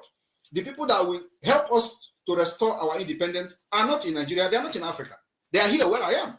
So why should I be coming there and why should I, so what I'm trying to say is that we need to put these structures in place, which was not there, and now it is here. We have all government structures. We have also de facto government, functioning de facto government. We have the Biafra database security. We have every institution of government today. So when you are talking with people, you present them to know how serious you are. They will listen to you. And that's why the United States, that's why the Department of State are listening to us, because they have seen how serious we are. They have seen that we have become more organized than every other Biafra, not only Biafra, every other independent movement in the world. Nobody has done what we have done today. If you have any country that have done what we have done today, and they got independent, even though they got independent, tell me which country, from Bangladesh to Lithuania, to all those countries, tell me which country have actually laid the foundation the Biafra government have laid today. Nobody. We have done, better than any other country. And that's what it needs to be done, because Nigeria is a very complex state. And we know the Nigeria status in the global community. So it needed something sophisticated to be able to break through. And that's what we have done. That's why everybody is listening to us today. Thank you. All right. Thank you so much, Christian. Let me ask a question from the comment section. I do get questions from here. So this one says, do you as Prime Minister have a relationship with Nnamdi Kanu's family and lawyers? People should understand, and they should know how to differentiate the Biafra movement from Nnamdi Kanu's family. Mazi Nnamdi Kanu is an agitator like me, like every other person. He's a leader of indigenous people of Biafra. So the Biafra freedom is not tied to him, and it's not tied to his family. So did anybody know my family? Did anybody know Wazuke family? Did anybody know Ojukwu family? Ojukwu have family too. So Mazi Nnamdi Kanu should be respected as a leader of indigenous people of Biafra. Only him that I am, my alliance or allegiance goes to him alone. My loyalty goes to him, not to any other person. It's not a family business. Biafra is a nation that everybody can fight to become one of the leaders of Biafra until Biafra comes. So people should stop this whole Nnamdi Kanu family, this one and that. No.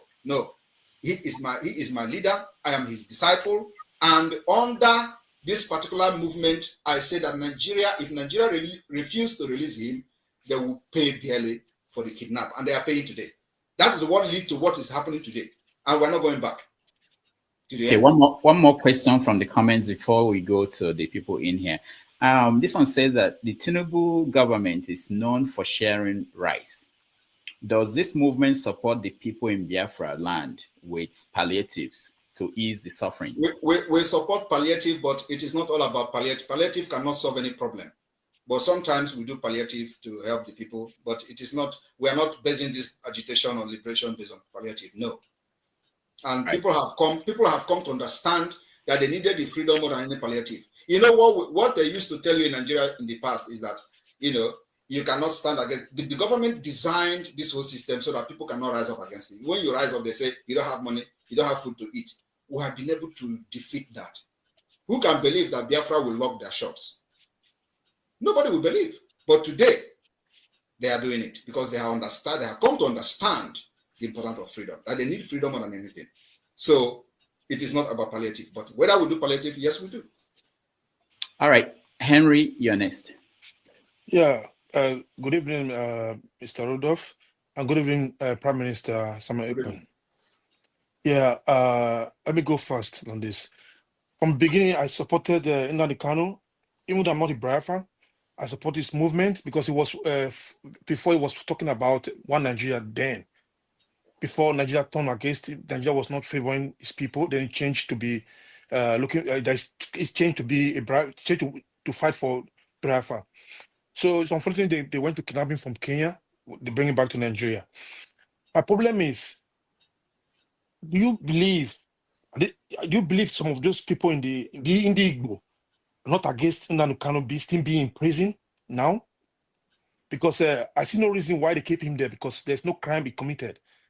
The government could not charge him to say this is your crime, prosecute him. They still put him there for how many years now? So what you don't think some of these Indian Igbo they are against him? You don't think this? And secondly, I will not be happy when I see people, they force some videos I see to sit at home. Those people who are beating, or I don't know what, I will not use that word here. Those who are aggressive to these people who don't close their shop in Biafra land. Is it proper like that?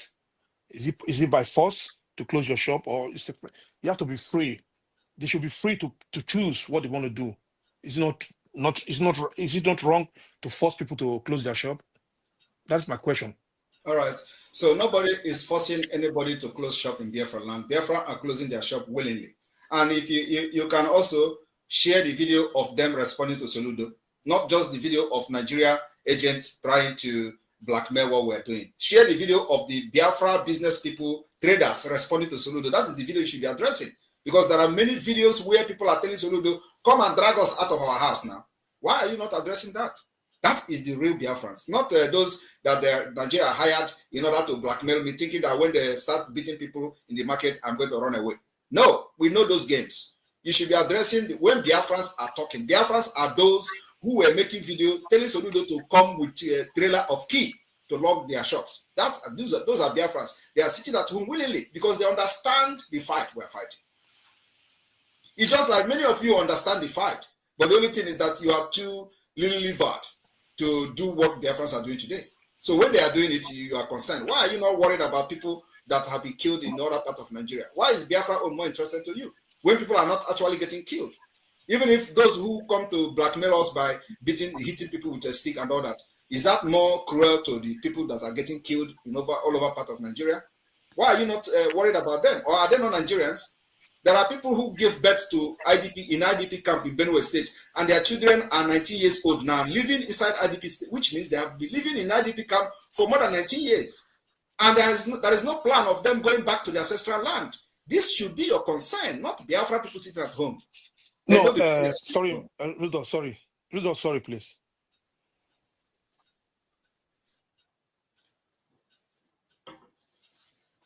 Rudolph, you're not talking. We cannot hear you.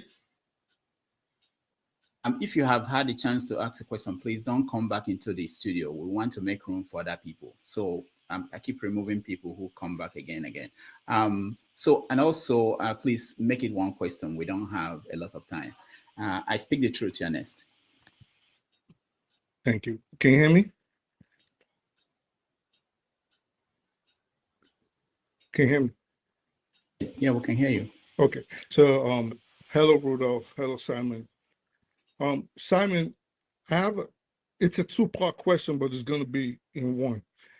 You've told us about your plan for 40 states, but what I think you haven't been clear about and what you haven't really told us is which states presently will encompass this new nation that you envision, because while you said earlier on the show that it will be made up of a confederate group of states, will these states just be the 1967 Eastern region, like you referenced, or, like Nnamdi Kanu said, expand to places as far as Kogi and Ondo? Because if so, me playing devil's advocate, if I was a military strategist or a leader from the old Western region, and which you have admittedly said, this will end on the negotiation table, I will be antsy that you are not only on my border in the event of a potential military skirmish, but that you will also control both sides of the River Niger. So where exactly in the geographical space being disputed today will make up Biafra? Thank you. Thank you very much. I don't know if you have been following the Biafra movement, but we have a defined map and we have a defined territory. So if you are confused about where is the Biafra territory today, I will urge you to visit the Biafra government website, where you have the current map of Biafra. That those maps were done by people, the indigenous people in those areas, not Simon Ekman. So the people that make those maps are the indigenous people of those lands. It is not by Simon Ekpa. So if you are disputing the map or you don't want to be part of Biafra, then you have one vote. You have one vote to say, no, I don't want to be part of Biafra. And in a democratic system, it is always majority carries the vote. So like I said, and I have said to every other person, if you can bring somebody or a group of people or millions of people to outnumber 50 million so far, you win the vote. Thank you. I speak the truth. Let's go to Man of Prestige. Yeah, greeting everybody. Um, and greeting to have you here, Simon Ekba. Let me start with my statement to your question. I think it's an illusion for you to have this idea that Trump is going to come and liberate a Biafra. Trump is a neo-isolationist. He doesn't care about Africans. So let me just, I live in America, California, to be precisely. You are just riding on an illusion. That's not going to happen from Trump. He doesn't care about Africa. So that's one. But whatever your ideology of trying to actualize Biafra, whether it's going to come to fruition or not, that's debatable. So I'm not here to contend on that. But my main focus is the mayhem you are causing to the Southeast. I mean, how are you going to actualize Biafra when you finish killing the Biafran people already? So what country are you going to have? That's my question. You have not joined them. You have not been killed. So I think when you are gone, Biafra will come. And number one. Number two is that you are not part of a Trump team. You are not personal advisor to Trump. And I didn't say that Trump is going to give us Biafra. So don't come here and say something that is not right. Trump is the president of the United States. There are people that influences his foreign policies. These are the people I am engaging. The Department of State influences the Trump foreign policy. The Congress influences Trump policy. The CIA intelligence agencies influences foreign policy. These are the people I'm engaging. I'm not engaging Trump. Thank you. Thank you, man of prestige. Let's go to Alwin Bond.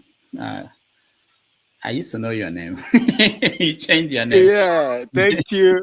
Hey, Dr. Damages. How are you? Good evening to you. My Prime Minister, Simon Ekpa. Good evening to you. Greetings. And I would like to say, may God continue to bless you. I am the Okene of Biafra because my mom is from Aba State.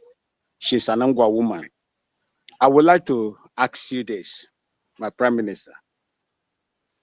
Are you the first Prime Minister to organize or invoke a republic in exile? Thank you. Thank you very much.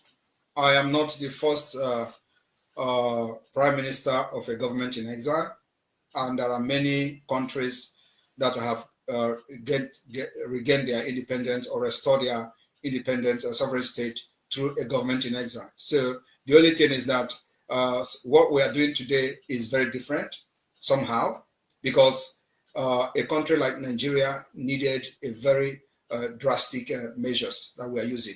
And that's why we adopt this 4 different approach, which is the political approach, diplomatic approach, the armed struggle approach in the self-defense, and the civil disobedience approach. So we are fighting Nigeria from all angles. Thank you. Thank you, and let's go to electricity. Yeah, thank you. Thank you, Dr. Man. Good evening, Simon. Mine is just clarification. It's a follow-up to. Can you hear me? Yeah, we can hear you. Yeah, it's a follow-up to Okija question. You referenced 3 religions officially recognized in Biafra state. You live in Finland, and Finland's constitution guarantees freedom of religion and freedom of conscience. 0.4% of the population have official membership. Is it the case that they will practice Islam in Biafra if it ever happens, but will not be officially recognized? Okay, go ahead. Or is it the case that Muslims will not be allowed in Biafra? Just clarification, please. Thank you very much. We are going to sign into law the United Nations Treaty that protects every person, both religious person, both minority group. So those laws will be signed sent into law in our local law constitution, and it will be respected.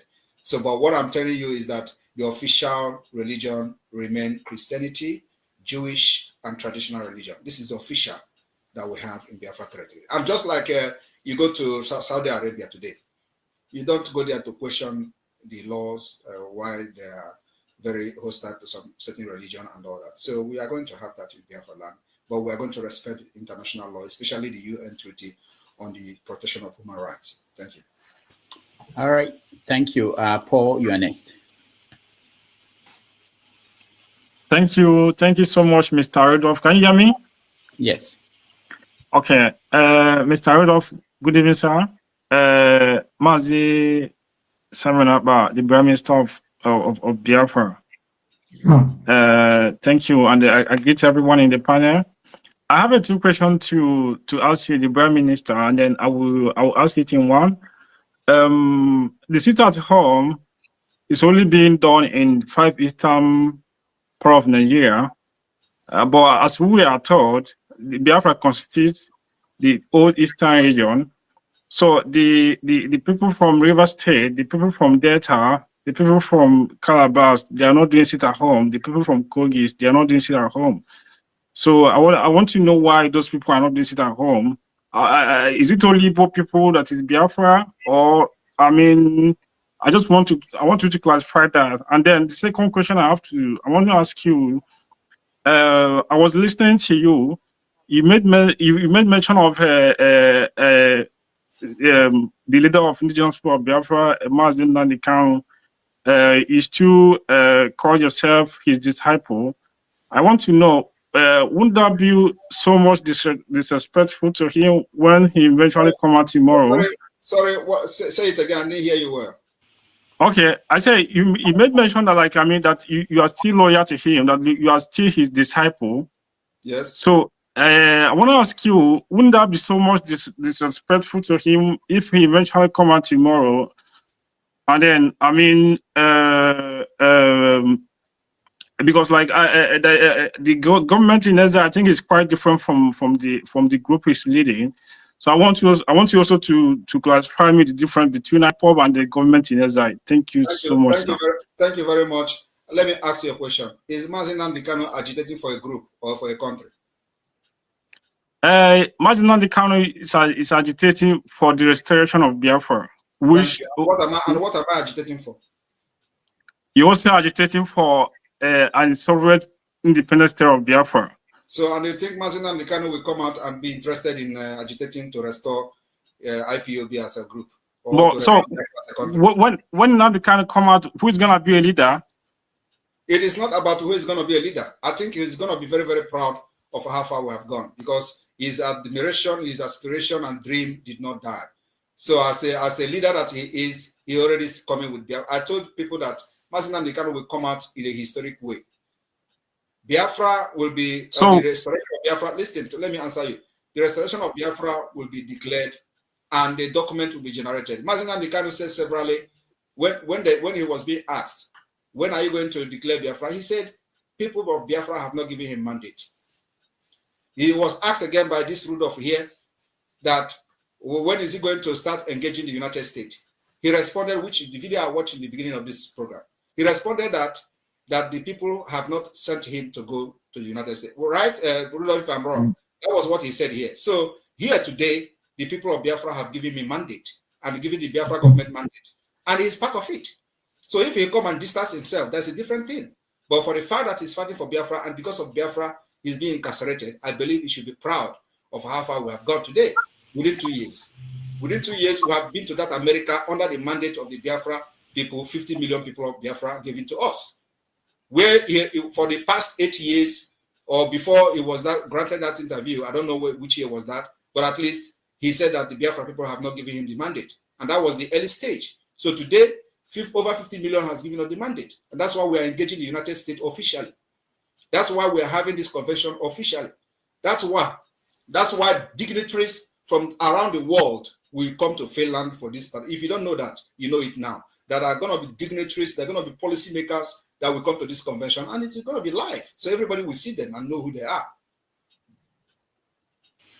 Okay. All right. Let's go to Tone, you're next. Yeah, good evening, Mr. Ekpa. Right. My thing here, let me just make clear before, so that you know where I'm coming from and who I am. I am a full-fledged Igbo man. I'm from Anambra State.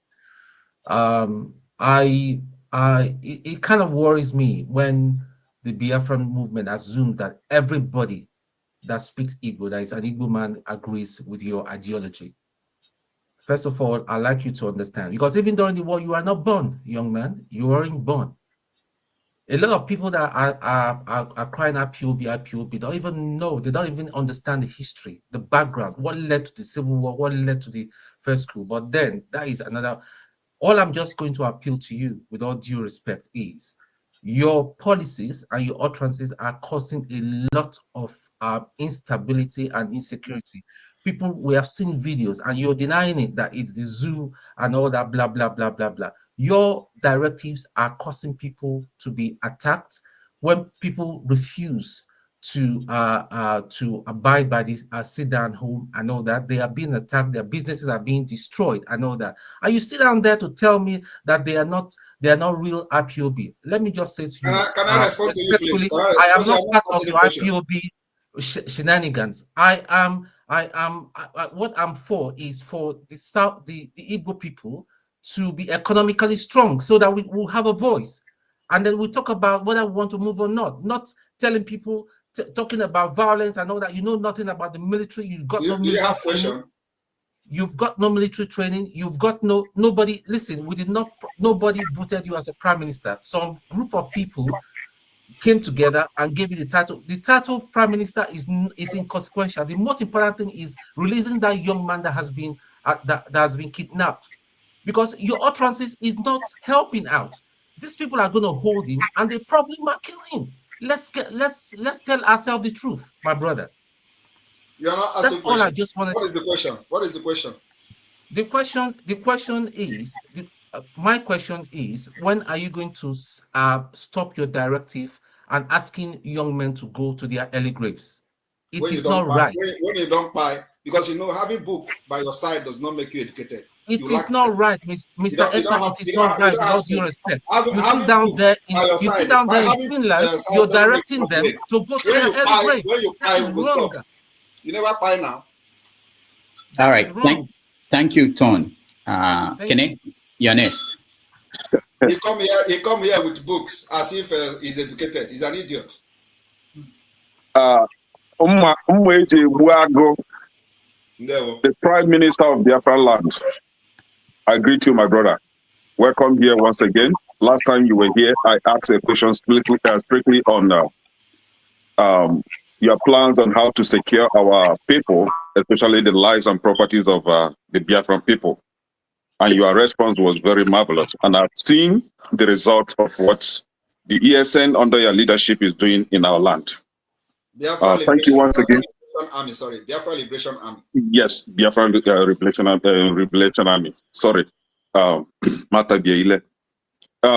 Thank you once again for coming today. And as we all have witnessed, some of our saboteurs, they are meeting their ancestors or their creators on their own accord. Thank God, God is doing the wonders for us. And I will especially thank you for how you guys have deterred the IDP camp that they brought or they wanted to bring down to Imo State. Thank you for that job. And again, I come with the same question, but in a different way today. Today we have army checkpoints in Biafra land. I think there was this YouTuber that went around counting army checkpoints in our land, and it's just so annoying to see this kind of thing going on in our land. And I saw a video where coal is being mined in one community in Enugu State, I think Udi area. My question to you is, what effort are you guys doing to making sure that our resources are being preserved? And especially that these good for nothing Nigerian army and police that are everywhere on our land, aiding kidnapping of our people, that they are being sent back to wherever they come from. This question is very, very important because it bleeds my heart if I see this thing going on in our land. I believe in your ability to, get their senses back to where it's supposed to be. So please, my brother, I will want you guys, if you choose not to answer this question, that is fine, because I know you have your way of doing things. But I want to encourage you to continue your good work. Somebody asked a question, which I don't see that as a question. I see that as maybe he just woke up from sleep. That if you are not here, who takes over from you? And I answered from the comment section that the likes of Kenne are in millions waiting to take over. But nothing will happen to you, my brother. Thank you. All right. Thank you, Kenne. All right. Thank you very much, Kenne. Well, I would say that the checkpoint, we continue to dismantle them, and it is not going to stop. We know it's going to take a long time. Like, you know, Nigeria is a country with 3 trillion naira in defense. That is the country we are fighting. So trying to defend our people from this kidnapping and all that. So we will continue to engage them. Like I said, what we are into now is called the war of attrition. And they know better what is the meaning of war of attrition. And if they are ready for that, we are in for it. So it's going to take time, but we are going to win this war. Nigeria can never win this time around. So those checkpoints will be dismantled. It's going to take time, but it will go. The only thing I say is that those who are coming to those checkpoints to enforce the disappearance of Biafrans, I don't know what they are going to do at the end of the day when we are going to sit on the round table to discuss the partition of Biafra and Nigeria. What would they tell to the Indian more when they are there? That the reason why they fight for no reason. Because at the end of the day, Nigeria, as I'm talking to you today, Nigeria know they have lost this to Biafra. So, and after the December convention, we are going to start, enforcing the eviction of Nigeria interests within the Biafra territory. What are these interests? This thing you said now about the mining of the coal, this what you said about the exploitation of our natural resources. We'll engage them. And let me also tell you that in case they don't know, we are coming for tax collectors. You will never collect tax in the name of Nigeria. Very, very soon. So if you are a tax collector, resign, because you can never collect tax under Nigeria. We know this whole thing is going to take time, but we'll cripple Nigeria and make sure that not even a farthing will be generated from Biafra land to Nigeria post. That's our target. At the end of the day, we will sit in one table and discuss the partition. Thank you. All right. Thank you, Kenne. Let's go to Miracle Kingsley. I think you're in Nigeria. You're in the dark. So go on. Kingsley, can you hear me? All right. I don't think he can. So let's go to Ngozika. Ngozika, can you hear me? Kingsley, you have to mute yourself if you can hear me.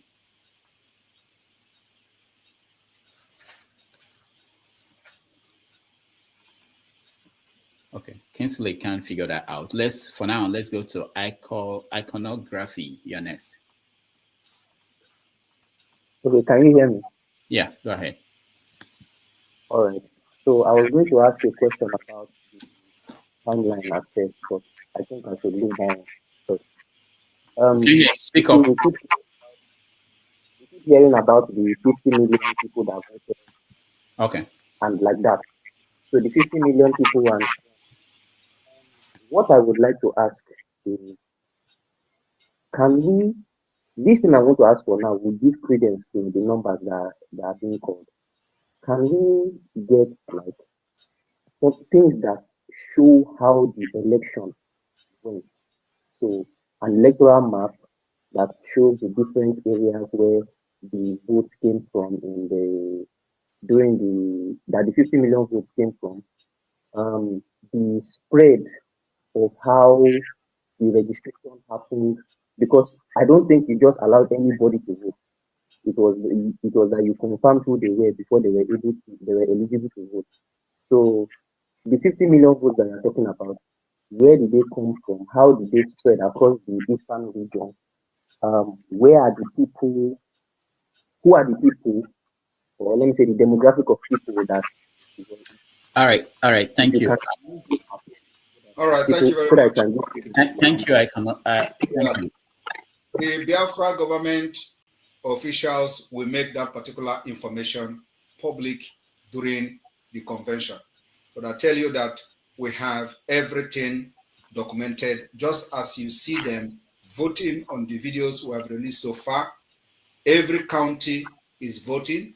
Every state have their voting and electoral officials, and we even have the names of those who voted. So everybody who participated in this voting has a name.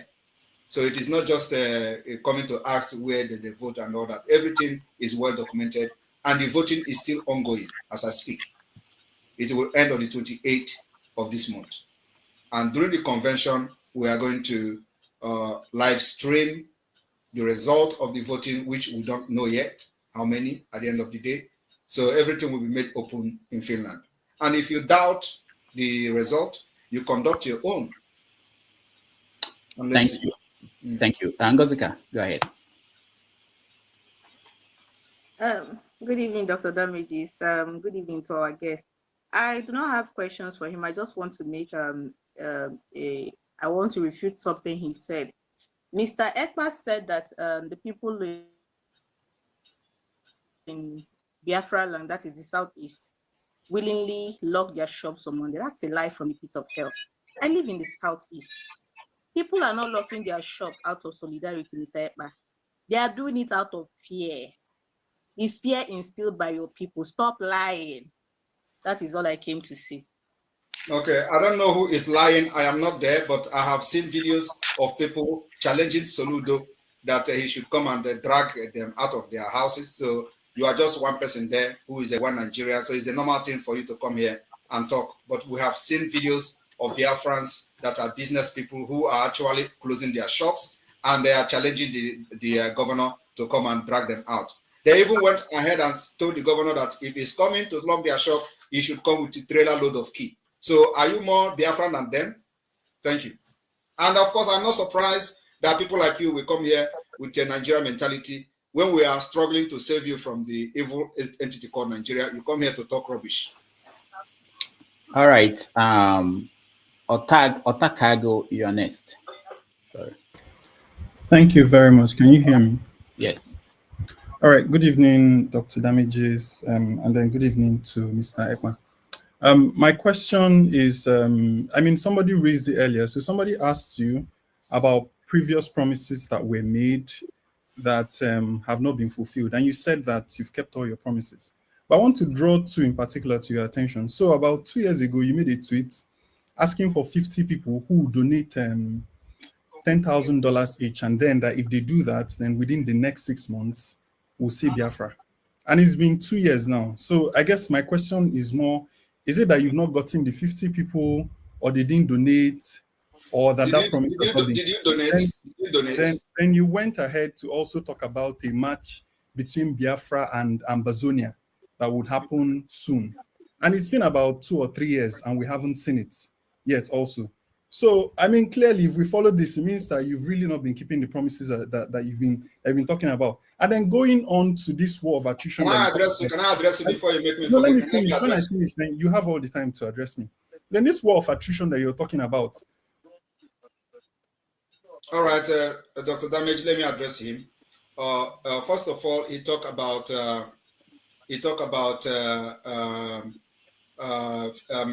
Amazonia and the Biafra match, and I will put it to him that which one is more, more recognized thing between Biafra and Amazonia, when we have what we call Biafra and Amazonia Helsinki Declaration in 2023 here in Finland, in Helsinki. Amazonia and Biafra went into official signing of alliance, and it happened in Finland, and it is called Biafra Amazonia Helsinki Declaration 2023. So is it football that we did not play because of one reason or the other that is going to be more, that is going to discredit what I'm doing?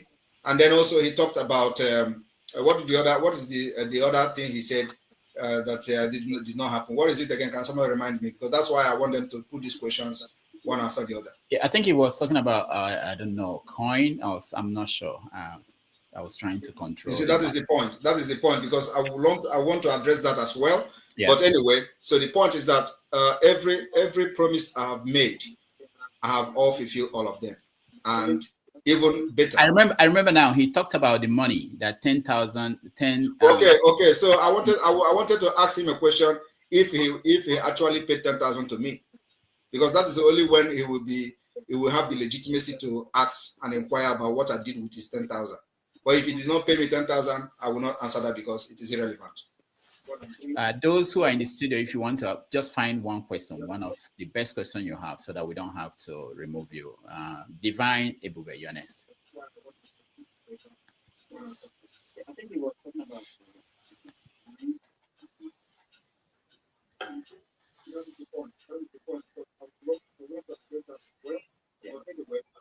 Good evening, everyone. Good evening, Simon Eba Maze. Greetings.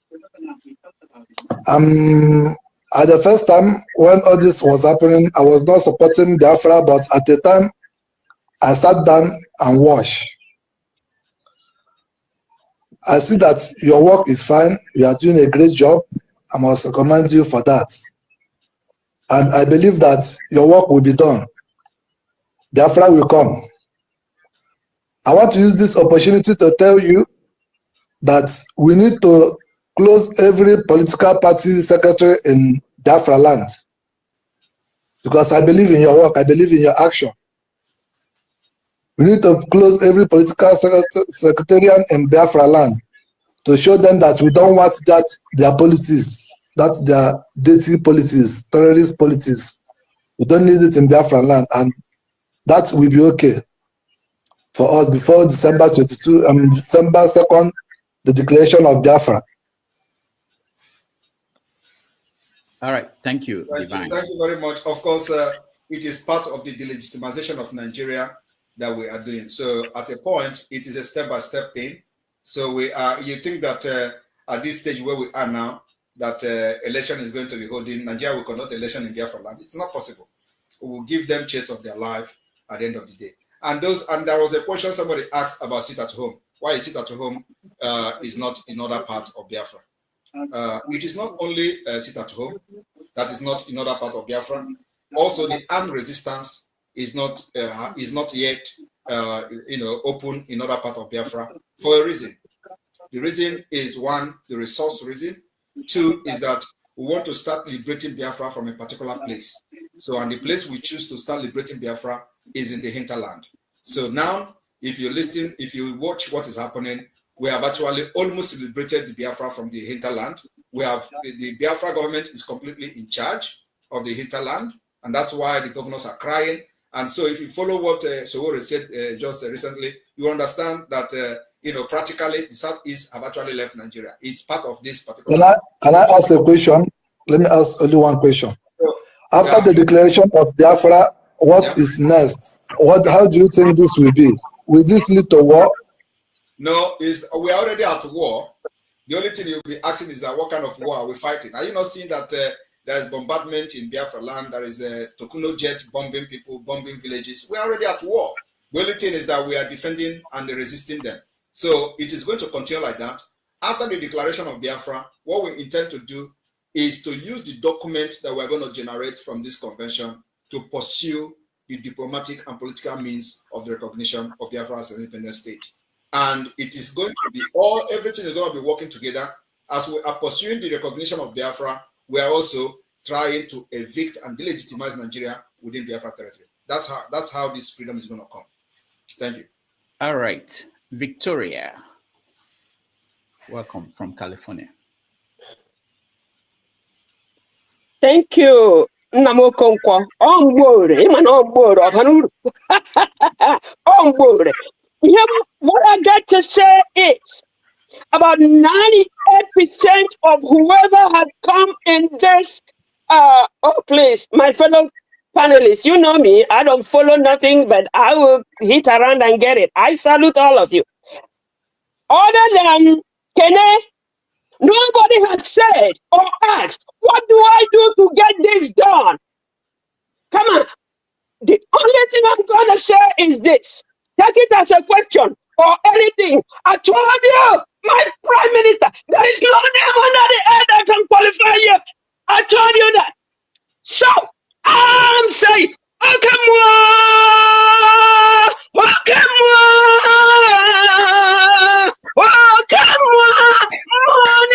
Ghana supported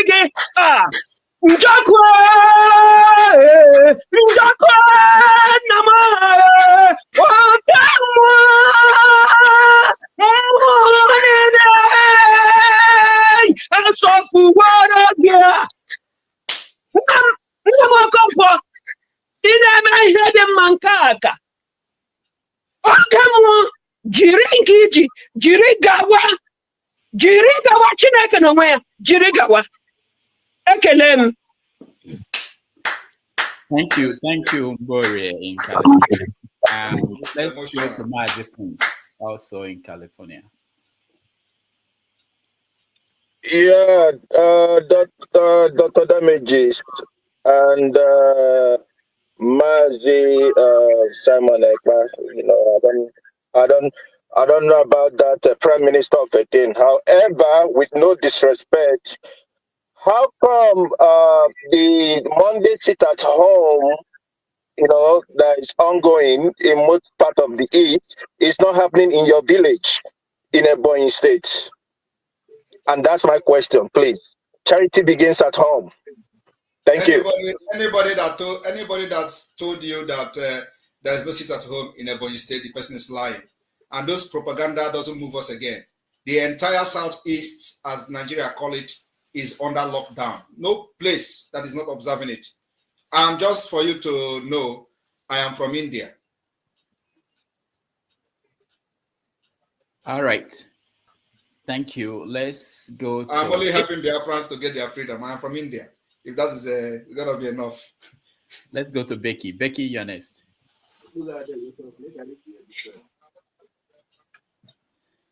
Thank you, Dr. Damage, for giving me the opportunity to come to your studio. Actually, I come here to honor His Excellency, our Honorable Prime Minister.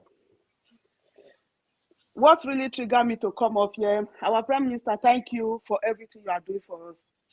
God bless you. And you will live long and eat the fruits of your work. What really triggered me to come up is a question that somebody asked before and said, who are those 50 million? I come here to tell you that me and my entire community in all the Edo states, I am not an Igbo man, but I am from Edo State, Edo Biafra.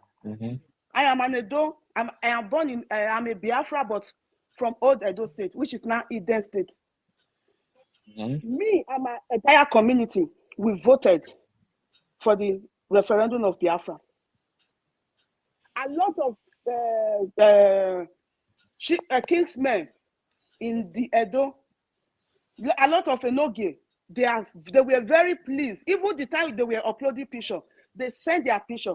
Chiefs, they sent their picture for me to vote for them, for me to assist them for the voting for the Biafra referendum. I'm telling you that the entire old Edo State supports His Excellency for what he's doing for us, because he's here to give us that freedom we have been fighting for. We have been a slave in our own country. Do you know what it means for your mother to die of ordinary stomach ulcer in that contraption called Nigeria? Stomach ulcer is like an appendix here in Europe. I live in Germany. Stomach ulcer is just like an appendix, but in that contraption, that war zone called biological Nigeria. Sorry for that word. I don't know. You said no insult here. I'm not insulting anybody, but that is what it is. You will go out in the morning. It's a war zone. When you go out in the morning from your house, you will not know if you will come back home. Do you know how many people have been kidnapped in my community? Fulani killed in my community. So I see somebody that come out and fight for me and fight for the future of my unborn children. So you that is asking that question, shame on you. If you are from Igbo, if you are Igbo speaking Biafra, shame on you for not supporting our Prime Minister for the good work that he's doing. Because we we are proud of His Excellency. We are proud of what he's doing for us. We are proud for the fight he's fighting for us, for our people. All right. For that woman that is going out there with 3 months baby on your back, you will be inside the sun, you will be inside the rain, hawking with everything that we have in that country. But everybody is suffering. Now you see somebody that come out to fight for you. Instead of you to support, you are there asking stupid questions. Thank you very much. His Excellency, my Honorable Prime Minister, I'm here today on my knee to say thank you. Thank you for fighting for me. Thank you for everything you are doing. All right. Thank you. Thank you, Becky. For those watching, please like and share so that more people can see this video and this opportunity to have a conversation with Simon Eba. Let's go to Michael. Michael, you're next.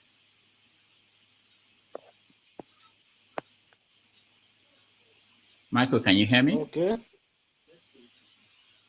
Yeah, I can hear you. Good evening, everybody. Okay. Yeah, go ahead. Your question. Okay. My question is for Biafran Prime Minister, Mr. Simon Ekpa.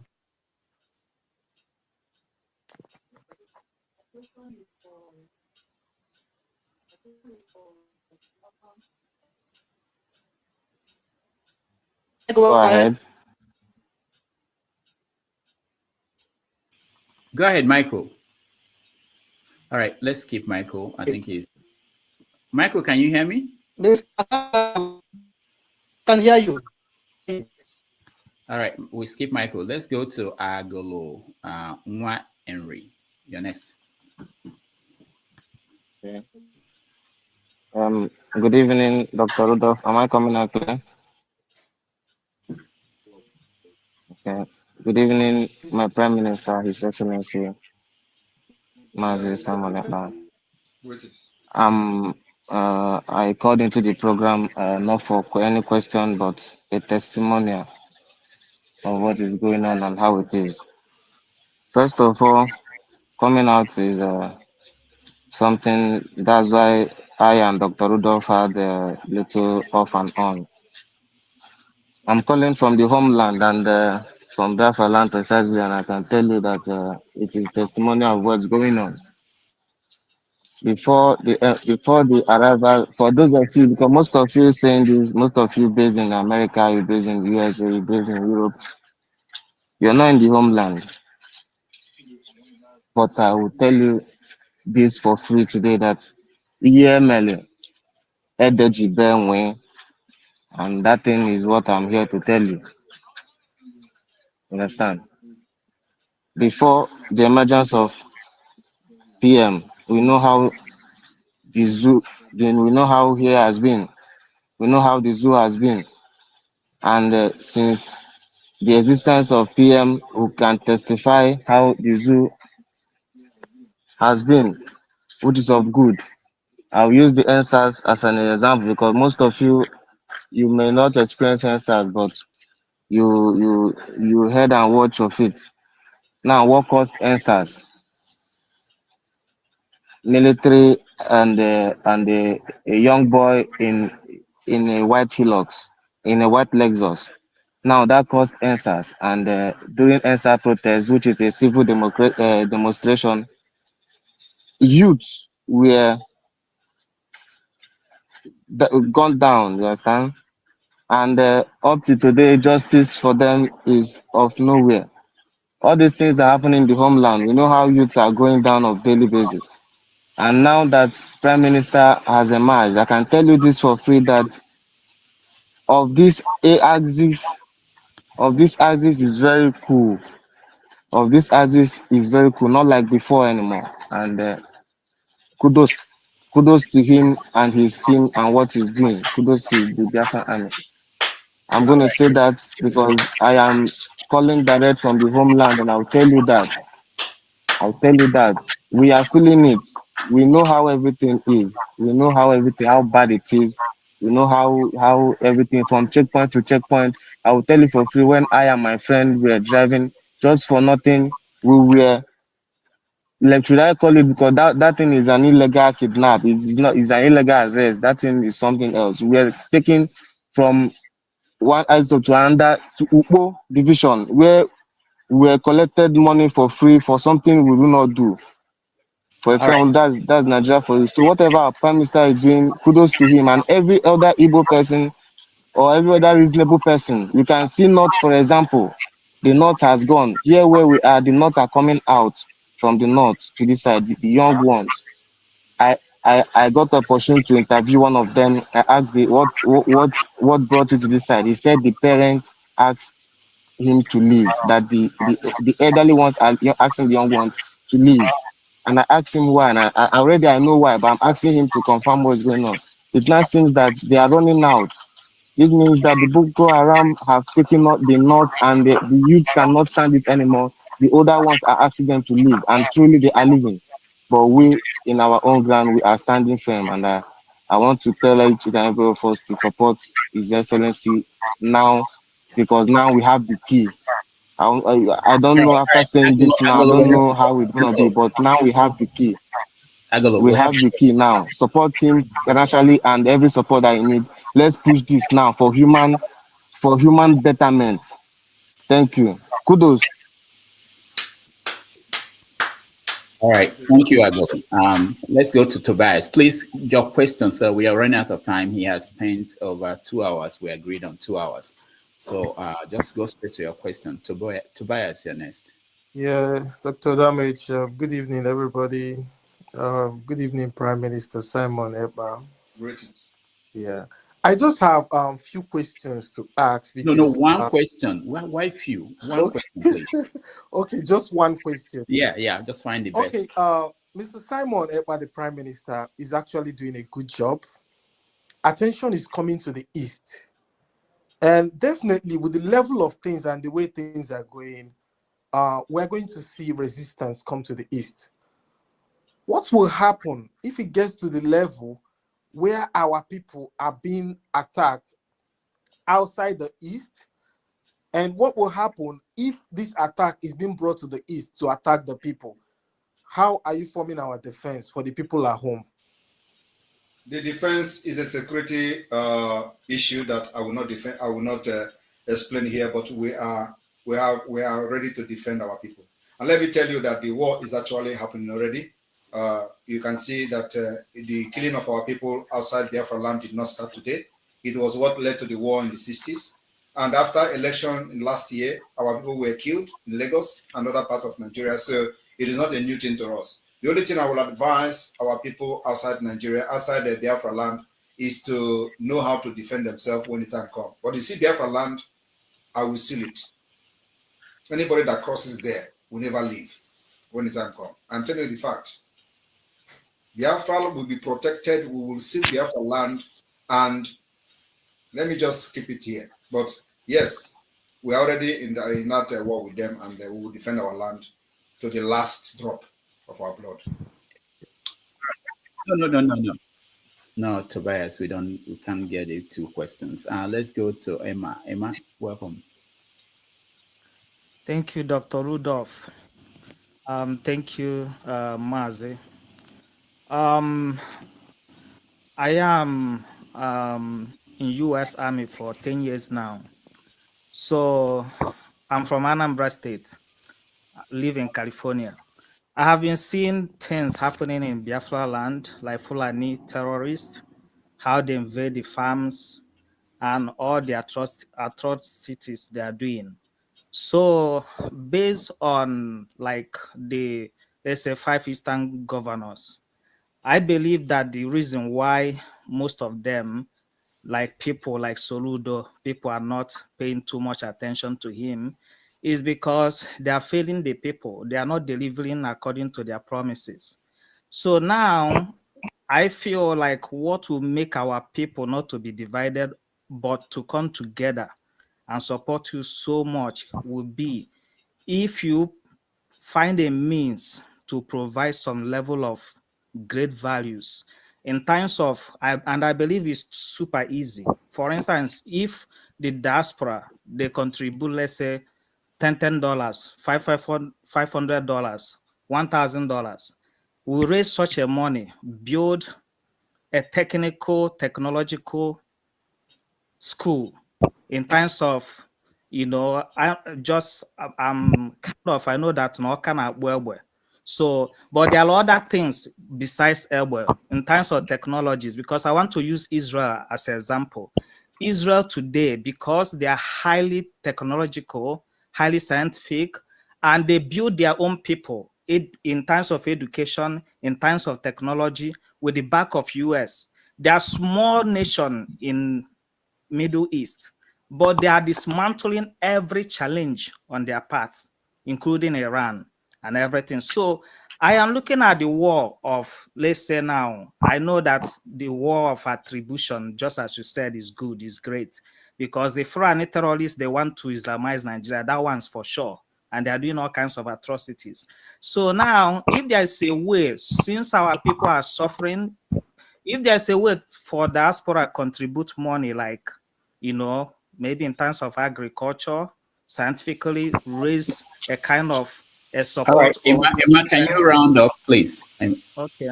So my question, yeah, in rounding up, that's my own suggestion. If there's a way to help people back home in terms of economically, you know, and also No. Also, thank you, Emma. All right. Thank you very much. This your idea is very, very good and very nice and sounds so lovely when you are hearing it. But unfortunately, it is not possible under Nigeria. And that's why we have to do everything to get our freedom, liberate ourselves. And then this kind of idea you are talking now is why we are fighting what we are fighting, because it can never happen under Nigeria. Nigeria can never give you the atmosphere, the opportunity to create this kind of ideas and life that will help you to develop innovatively and to compete among nations. It is not possible. And why is not possible? It is not possible because Nigeria have only one agenda for this whole 100 years of Nigeria. The only agenda they have is to Islamize Nigeria. And then they will begin to do whatever they want to do. So the issue of this particular, building, and if you, in case you don't know, Nigeria have a center to eradicate this thing you are saying now, and they call it a center for eradication of innovation and embracing Sunai. I don't know whether you are aware of that. Are you aware that they have a center to eradicate innovation? Google it now. Google Center to Eradicate Innovation in Nigeria. You're going to see them. They have it in Yoruba land. So you see that the ideology, the idea is not really, it is not compatible. Now you are bringing idea of developing, building something, some kind of technical center or scientist center or innovative center. While Nigeria Constitution under Islamic law, they have a center to eradicate it. So you see, it is not working, and this is what we are shouting about. So many people don't actually know this, but those of us who know, that's why we stand on our ground. That thing that is going to happen tomorrow, let it happen today. But our people must be liberated this time around. And we have the template to get Biafra out of Nigeria. Thank you. All right. Thank you, Emma. Let's go to Samuel Nande here next. Dr. Damages, I believe that history will remember you. And thank you for hosting interactive conversation among brethren. Thank you very much, sir. And I want to say a very big thank you to Mazi, Simon Ekpa. Thank you for all that you do. I will be very direct to the point. I have just one question, like Dr. Damages has limited everyone to. In Igbo land, they say Igbo Heze. That's one thing they say. They say Igbo Adi Honotu. But I love Mazi Nnamdi Kanu in the sense that he was able to bring some kind of unity among Igbos. And he was able to promote the fact that that's a lie in the Igbo Heze. And that leads me to my question. This is my question, Mazi. I got to know you through Nnamdi Kanu, or I should say you came to notoriety through Nnamdi Kanu. And the thing I noticed about Nnamdi Kanu is that he has great respect for Ojukwu, for example, and from some people. But while you were speaking, while you were delivering your speech, you made a comment that you might not be inclined to listen to Nnamdi Kanu because he is incarcerated, which is true, which I believe on that comment. But you made the second comment, which is what I wanted to clarify, that if Nnamdi Kanu is free, he has to come to Finland before you can sit down and listen to him. That sounded, with all due respect, a little bit out of place because if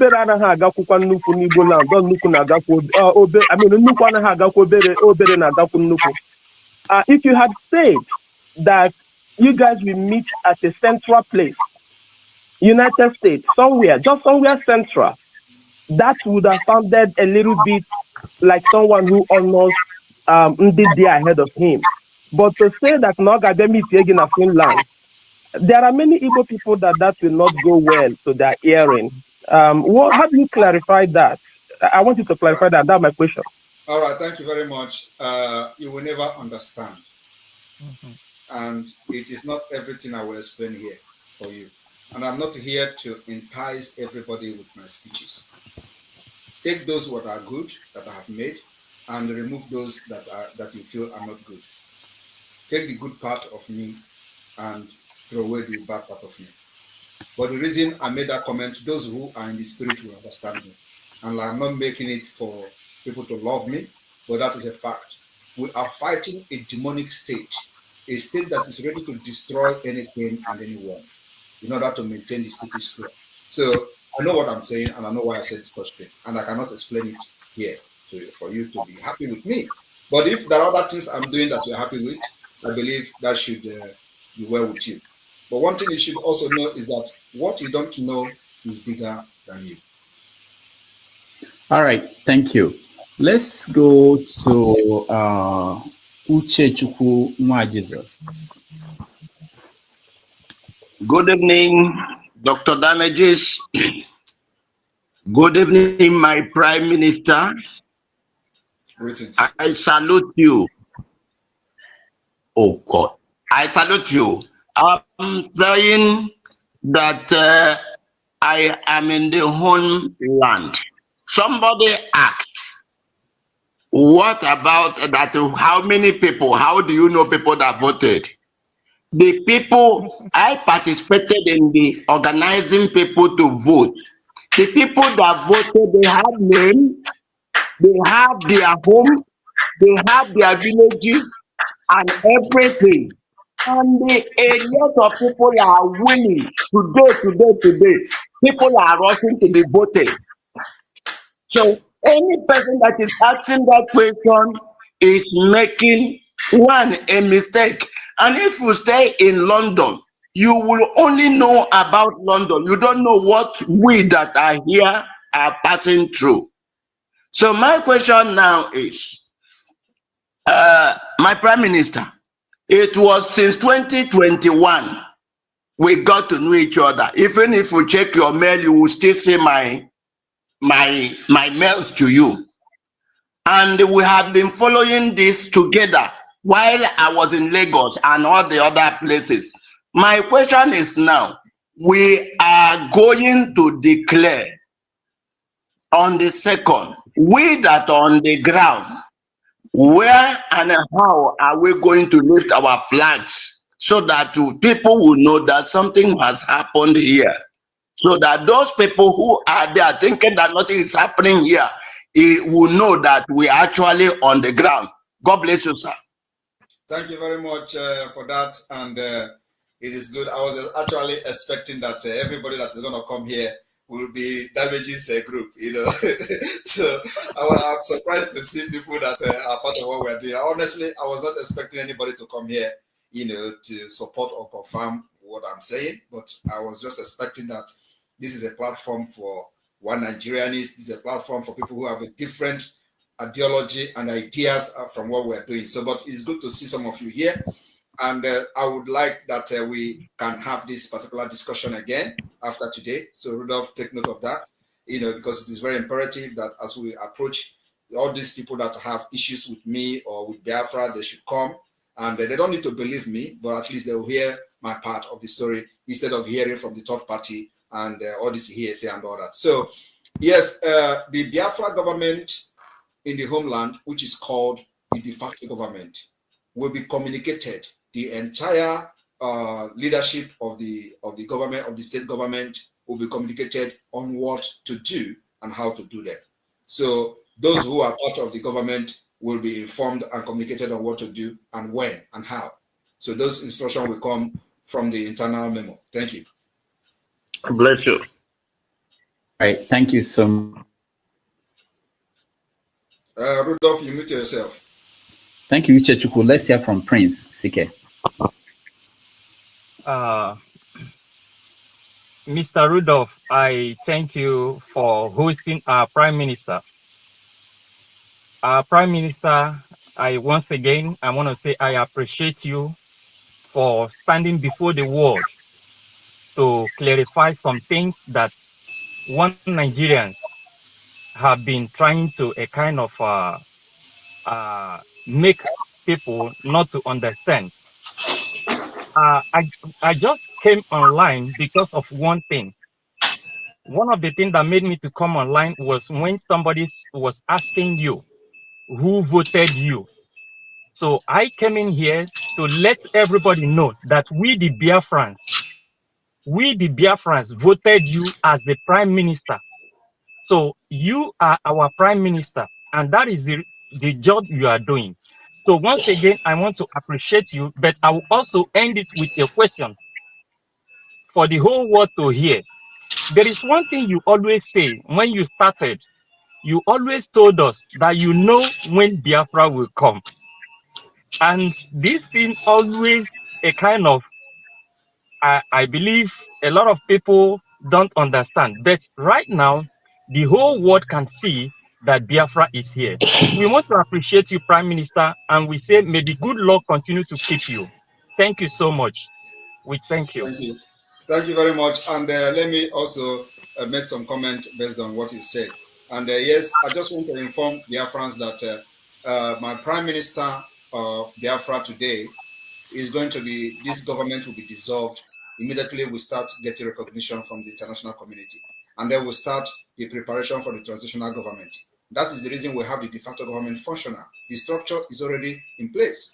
So as soon as the recognition start coming from the United States, every other person follows. The United Nations follows. And that will start the preparation for the transitional government. So those people that are putting their coach in a very high place, like Ngozi Okonjo-Iweala, all of them, they will also be running, and that's when they will know that they are Biafra people. But of course, everybody will put their hands on the deck for us to have the desired nation that we have all fought for. So as soon as that happens, the government in exile will be dissolved. Thank you. All right. Thank you, Prince CK. Dr. Chidi, you're next.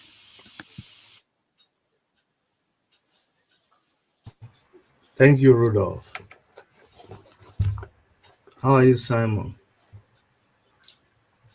I'm very good. You blocked me. I'm glad we finally have an opportunity to talk one-on-one. I blocked you because you were calling Finland. This is my time now. And as you can Dr. see, Rudolph, I guess you need Finland, I'm still to here. control this thing. I'm on your show, so I expect you to moderate very well. So we try to, the guest is the guest. So he's the guest for today. So go ahead. Doesn't make sense. That's just what I'm asking. So when I'm talking, you should let me talk. And then when he's talking, I'll let him talk. Okay, go ahead. Thank you. So you blocked me when I was asking you about the people that told me that you duped them. But that's a story for another day. I'm glad that we have this opportunity to talk to each other one-on-one. The most painful thing about this madness of yours is just the lives Rudolph, if he's here to ask questions, he can ask questions. The lives that I'm here to address me as madness of yours, please. You're a crazy man. The only thing is the lives that you're losing, the lives that are lost as a result of your actions. That is what is bothering me. What you have caused for Ebonyi people, your brothers, sisters of Ebonyi state in particular, who are murdered here now and then, and other young boys. My friend, let me finish talking now. This is your madness. Let me finish. Like that, you're a stupid man. One day, Doctor, Dr. Che, they have to talk to respectfully, please. Yeah. They are not here to fight, please. Hold on. Who is speaking? Please don't speak. I'm the one running. This case is talking. No, it's not Let him, about. let him. Yeah, It's not he should be about. cultured now. Why would we be talking It's to not someone like about. that? You know how many people that are killed because of what this stupid man is doing. One day all this will All be right, over. all You right. know it. Rudolph, Do you I do will you not. I do will you not have any take Mr. proof? Do you Man, have any shut proof up of your that? mouth. On your show. You don't have Do you have any proof? any Right, evidence? down there in Shut Finland. up your mouth. Don't accuse anybody for what you don't know. All right.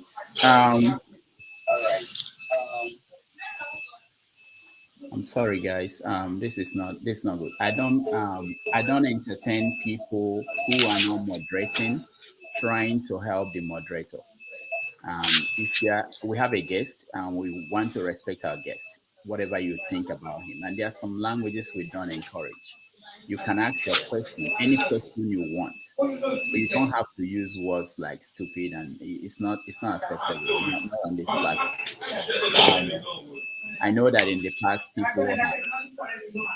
So I will bring back Chidi, but I will make sure Chidi make sure that just give us your question, whatever question you want to ask him. Don't use people should not use those kind of languages.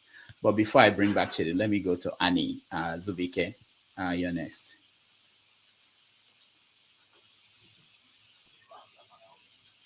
Dr. Grievous, sir. My PM, Obato. You're not talking or it's muted.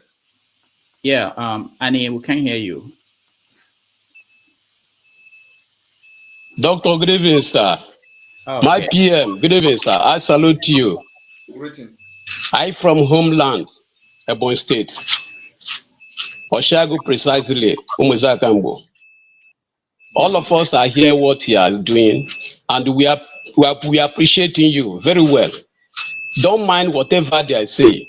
We people in homeland know what is going on. Forget those who in abroad who don't know what is going on in our homeland. We people in homeland will know what is going on. Forget whatever they know, whatever they talk rubbish. Oblo shike anya etalo mogaba.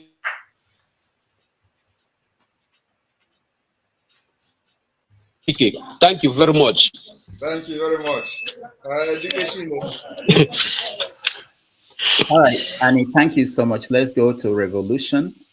You're next. Yes, I don't know if you hear me, Doctor. Yeah, we can hear you. Yeah, good evening one more time, and Samuel Ekpa, well done, sir. Greetings. You can see the underlining of my name, Revolution.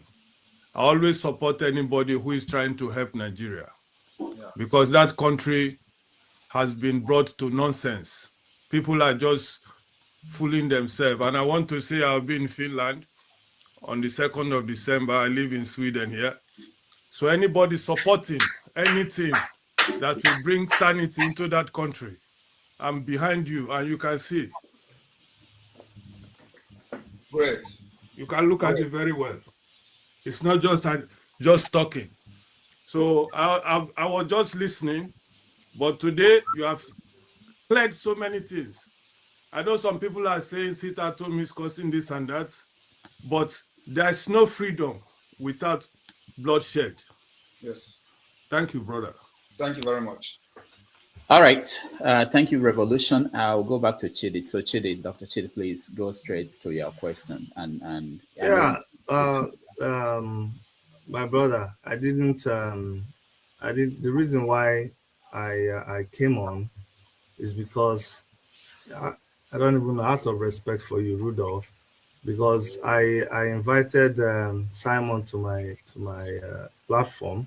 We had an interview, but when all these things when things started going south, and I'm going to try to control my language out of respect for your platform, but when he derailed, as I think he did, we never got an opportunity to have to address him. So all I'll say in a few seconds is that I feel sorry for what the struggle has come to and what I believe he has made the struggle. And I just pray that one day we will all wake up and this nightmare of Simon Ekpa will be over. I just plead for Biafrans to just be.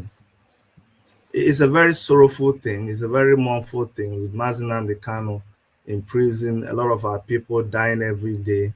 I'm just hoping that one day all this will be sorted out, and this madness will be over. Thank you for having me, Rudolph. Thank you very much. Thank you, Dr. Chidi. All right, let me also address what he said and make a comment. I hope that one day when Biafra has been restored and recognized through this madness, you will come and we'll sort our differences differently in Biafra court. Thank you. All right. Thank you, Mazi Simon. Let's go to, we are rounding up now. Eze, thank God, you are next. And just a last one, please. He said something that so that this nightmare will end. And indeed, that is actually the exact word to describe what I'm doing to Nigeria. I'm the Nigerian nightmare, the terrorist Nigerian nightmare. So he actually said the right word. So that's all right. Thank you. So Eze, thank God, you're next. Good evening, my PM, Simon Ekpa. Good evening, the co-host, all of you, Isai here. I greet everyone.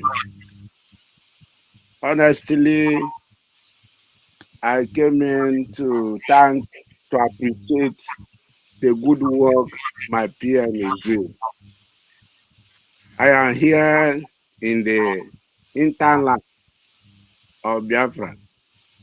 I hear someone saying that Boy State is not is not sitting at home. That is lie. We are sitting at home here every Monday and every other day. As occasion Warat sit at home, we sit at home. It is only a foolish man that we say that Nnamdi Kanu has not tried or is not working for him or is not working for his freedom or cannot be aggressive seeing Nnamdi Kanu being kidnapped and detained illegally. Even the prominent, even the politicians, we know what they are doing us here. We know how much we are buying fuel, a liter of fuel now, 1,200 naira. Go to, even pure water now is, one sachet of pure water is 15 naira. 300 naira. We know the hardship we are in here. We know what the Nigerian government has cost all of us here. So whoever is talking otherwise is an agent. For me, is an agent to Nigerian government. Is a even the politician is advocating for Nnamdi Kanu release. Even as we see them as wicked as they are advocating for Nnamdi Kanu's release. So what about we? That we feel that we have been marginalized by those politicians who does not want us to preach. Because one politician like this will be packing money. You will see him with how many kilo, with how many convoy. But you are not seeing, you are not feeding even a meal in the day. What are you just even saying here? I appreciate the hard work of our Prime Minister and the Biafra Republic government in exile. And we will look forward to the declaration of the restoration of Biafra, 2nd December, because the suffering is too much. Where they releasing Nnamdi Kanu for us? Why are they holding him there themselves? Where they releasing Nnamdi Kanu? So that everybody, if it is to divide the country, divide the country. If the country is too big for one man to rule, divide it. Let everybody go and solve your whole problem in his own region. What are they even talking, sir? Thank you. We here is very aggressive.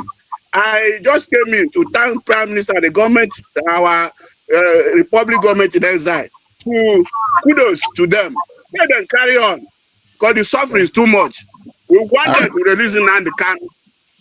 All right. What are we going to market to do on Monday? If Nnamdi Kanu is there, and then Nnamdi Kanu is soliciting for our freedom. And we know the marginalization they are in. How many people are killed in Eze, thank you. I'm sorry. We have to cut you short. We appreciate All right, you. let me just comment on that. Thank you very much. And one thing everybody should understand is that Nigeria government have this kind of pattern of or system of propaganda that never worked. Even during Mazinam Dekano, they will tell you, Abia State is not doing this. He is from Abia State, and there's nothing going on in Abia State, only to just try to demoralize people using this propaganda. The same thing now, Ebonyi State. These are the people who say, I'm not an Igbo person. They'll come to tell you, Ebonyi State is not sitting at home. But look at people from Ebonyi State telling you what the way it is, because they want to use that propaganda. Ebonyi is not observing it. The same thing they did to Mazinam Dekano. Abia State is not observing it. Abia State is not doing this. So those kind of propaganda does not move us anymore. Thank you. Mazi, do you want to continue or take a break? Because we have about 5 more people and then we round up. Okay, just we can have maybe 2 minutes break. Okay, all right. And you see that I have added 15 minutes to you. Yeah, I know. You did very well. Thank you. Yeah, and I have another meeting. I have a meeting I have to attend, but I will stay here till 3 hours, 10 minutes. Okay, all right. So we have like 20 minutes to go. Okay, so let's take a break, and then when we come back, we will finish up with people who are currently in the studio. Thank you so much for joining us. We appreciate all of you.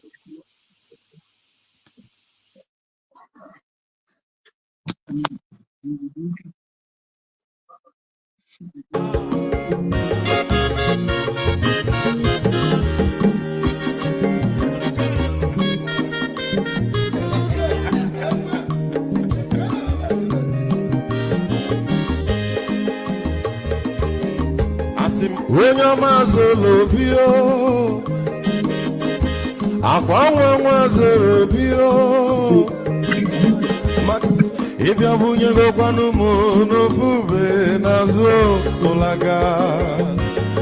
olaga ni biazugo, ulaga do ni biazugo, akwa mwilo chio bikora puzo, kona bazia. Onyo mazoro biko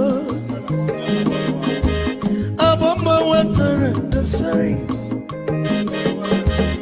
ibya unyane bana mo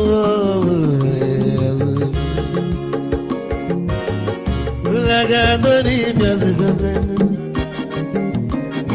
ulaga dori byazigo abamba wilo chilo bigora buzoro ona wazia. Mazi wako wamwe odogu no kwerezu neka onyomo nigadele mo mazi ni mazi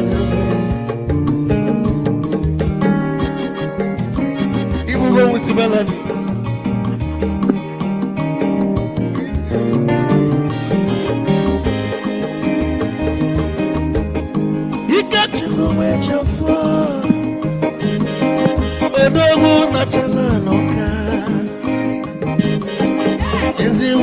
Nigga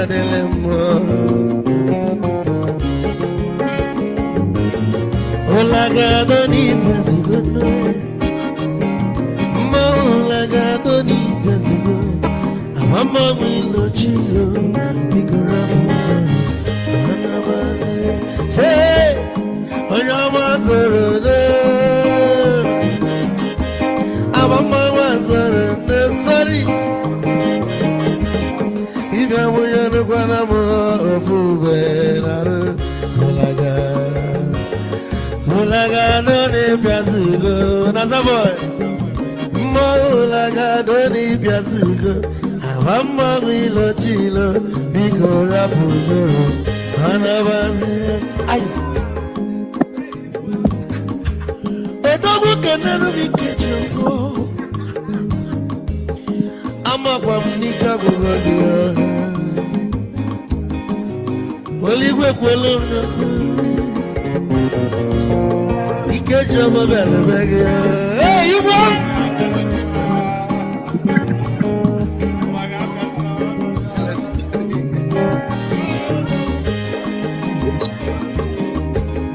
Eku kampune kede Omogo ndinso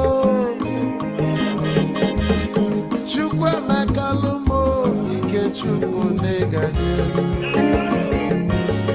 esi nwanne m ekene mi ịlapụlụ ife niile na-eme wee bịa ka gosili na anyị na gị bụ nwanne wisdom n'ịgaji ka nye gị maịkị ka ogobanya bụ egwu isili mmaksi ọ bụ na-etiri egwu a malụkwa malụ n'imego m ife ọjọọ wee sị gị nwanne m ife ọkụ na ịchọlụ na ngeme wisdom onume ekene gị gbamanwụ ihe ihe biko lapụ nabasị ya zoro zoro zoro zoro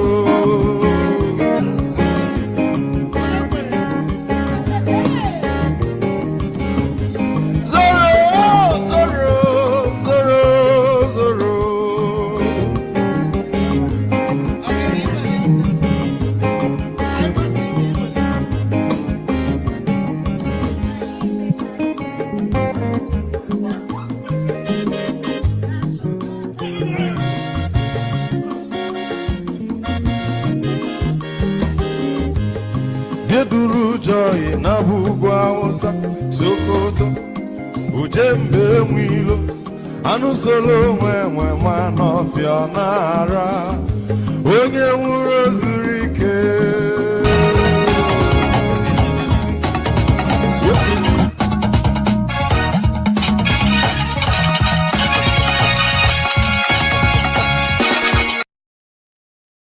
understand that the liberation of Biafra has entered the highest stage in the history of Biafra. Not even during the war. I am telling you, it has entered the highest stage ever. We want to conclude with giving the people in the studio an opportunity to ask their question. So if you're in the studio, turn on your camera, otherwise I have to remove you. So let me go to you, Samuel Namde. Go ahead. Dr. Damages, thank you very much again. And the over 4,000 people viewing us, please, if you have not subscribed to Dr. Damages page, do that. Let's support our brother, for hosting this interactive session. Mazi, Biko Barum, I wanted to come back with a quick rebuttal, because I believe that before Biafran Orientation Agency takes root, you represent that agency. And you cannot, I do not think it is wise answering question pandering only to your base, because those who are not in your base might be larger than your base. So when I ask the question of a legitimate Igbo culture and honor system, and I said, Nnamdi Kanu ga-abịakwute gị na Finland, maka na nnukwu anaghị agakwa obere, isi na manọhọ in the spirit. Now, that answer didn't really give me the clarity I want, and that's why I'm bringing this rebuttal. I even suggested in my question that there could be a central place where you people will meet. I'm not the only one with this ideology. I believe there are many people, and Biafra, by the way, exists both in ideology and in actuality.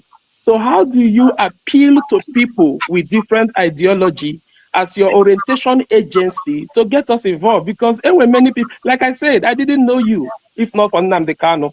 Nnamdi Kanu promoted you, Nnamdi Kanu blew your trumpet. So if you have popularity today, it's in Nnamdi Kanu. How can you now say that he will come to Finland and meet you? That's not Igbo culture. Okay. That's not Igbo principle. All right. If you are asking me a question about what I'm doing to restore Biafra and how I'm going to do it, and I did not answer you and address you, then you should be concerned that you want to know how I want to get your freedom. But here you are asking me a question about personal things, about individuals, about person who were leading the struggle before he was kidnapped. And I told you that this borders on security. And I don't expect me to come here and start telling you why I want Mazi Nnamdi Kanu to come to Finland. It borders on, it is the same reason I said I am not going to take instruction from him from the DSS. The same reason is the reason I said he must come to Finland to meet me. And he understands, if he hear this I said, he will understand why I said it. So you don't expect me to come here and start elaborating the reason why I said he must come to Finland. it borders on security and his own security as well. That is the reason I say it does not mean that I'm disrespecting him or that I'm looking down on him as a leader or anything. No, it has to do with the interest of the struggle. It has to do with his own security and his own life as well. So when I made such a statement, like I'm not going to take order from him it is the same reason why I will not take order from him in DSS. It's the same reason I want him to come to Finland before I can listen to him. Because you don't expect me to start listening to him while he is Nigeria, where they'll be pointing gun at him and say, go and talk to Simon Ekpa, and then he will be telling you, Simon Ekpa, look, I'm a free man, you must stop Biafra. You're expecting that man is not going to come out today and they tell him, go and say, Simon Ekpa, stop. And then he come and say he's not in Afaruku, I should stop. And you think that it's going to be the same thing when he come out of Nigeria?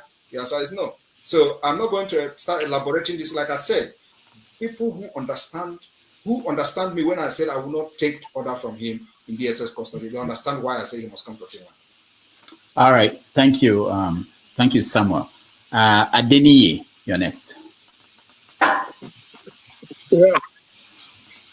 Good evening, all. I just want to welcome Simon. I see him for the first time. I'm a retired army officer, and Rudolph, I've been talking to Rudolph for some time, so I'm aware of the program that is running. Now, I want to ask a question, Simon. I'm a Yoruba man, and we all know what is happening in the country. And I believe in one Nigeria because I've served in the military, the armed forces for the country. I have a lot of friends from the east, from the north, from all over the country. So I want a better Nigeria. Now, what I want to ask you is this, Simon. If today we have a better system of government, are you hearing me? A better system of government that is taking care of both the welfare of the people and the security of the people across the country. Are you going to change your mind about Biafra? Because the problem in the country, let me just finish, because the problem in the country today is just bad governance. If we have a better system of governance that make institutions to work at local government level, where the basics amenities, basic services are provided to the people, education, healthcare, affordable foodstuff, good living condition, where all those basics are provided, and at the center, people are well represented across the country, so that nobody will talk of marginalization. Are you going to change your mind about Biafra? No. Why? Right, because Biafra is looking for a better government. Yeah, let me explain to you. Because okay. this thing you are saying is not possible under Nigeria structure. Even if, are you a Christian or Muslim? I'm a Christian. Even if you bring Jesus Christ to come and govern Nigeria, he can never change anything. Because even as Jesus Christ was born, he was crucified and killed by people. Now, Nigeria was not structured to provide these things and this leadership we are talking about. And that is the problem of many of you, because if you understand the problem of Nigeria, you will be in the forefront like Sunday Igboho fighting for the liberation of Yoruba people. But because you do not understand that, that's why you are here to tell me if this work, if this happened, if this, where are you going to start? Okay, let me just answer you. Because me, I have gone too far.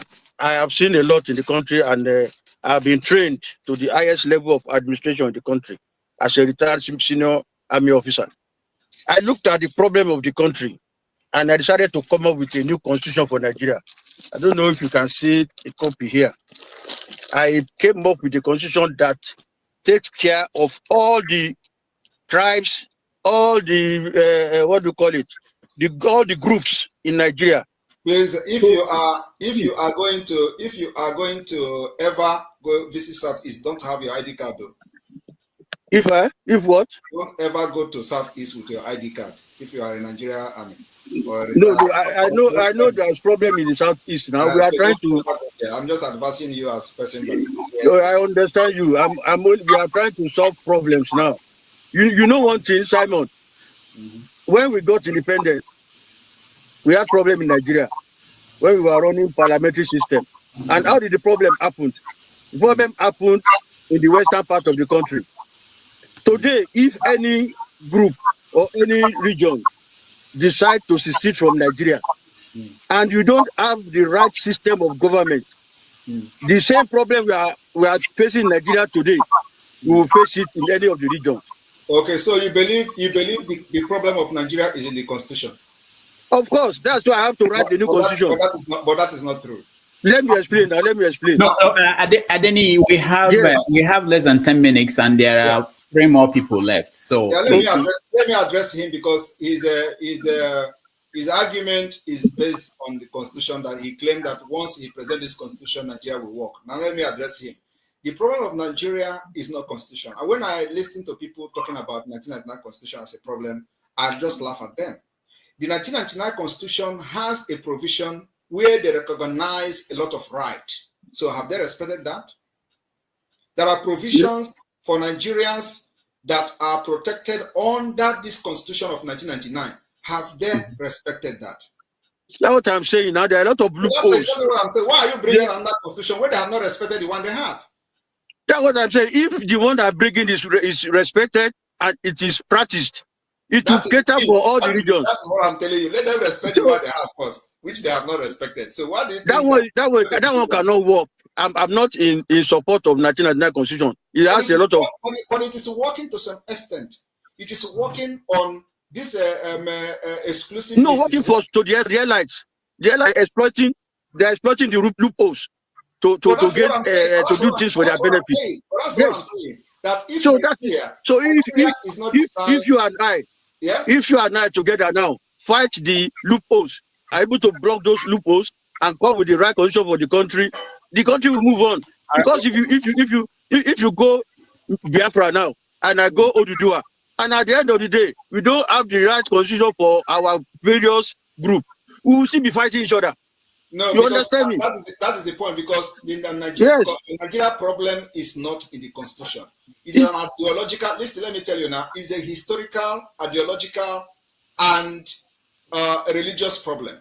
So, and this cannot be solved under the current mentality that Nigeria has for many decades. It's a historic problem. So, as you are now as a military personnel, you know how you serve Nigeria. And then you compare it to the people in your status that are from the northern Nigeria. Which rank did you attain before you retired? I think it was a colonel, but if you want me let's say it was a colonel. Now I will ask him. Did he think that if he is from the northern Nigeria and have probably the kind of education he has acquired under Nigerian military, he will retire as a colonel? Is a question. Yeah. You see, if there are a lot of things happening. Just yes, it is possible, or no, it is not possible. As you are now a Yoruba man, you serve the army and retire as a colonel, and before retirement, you have acquired a lot of education, including training. So I'm asking you now, you are from northern Nigeria. Would you retire with your experience and education? Would you retire as a colonel? Of course, there are a lot of people of my status. You are not that are even left as lieutenant colonel, that are even left as majors.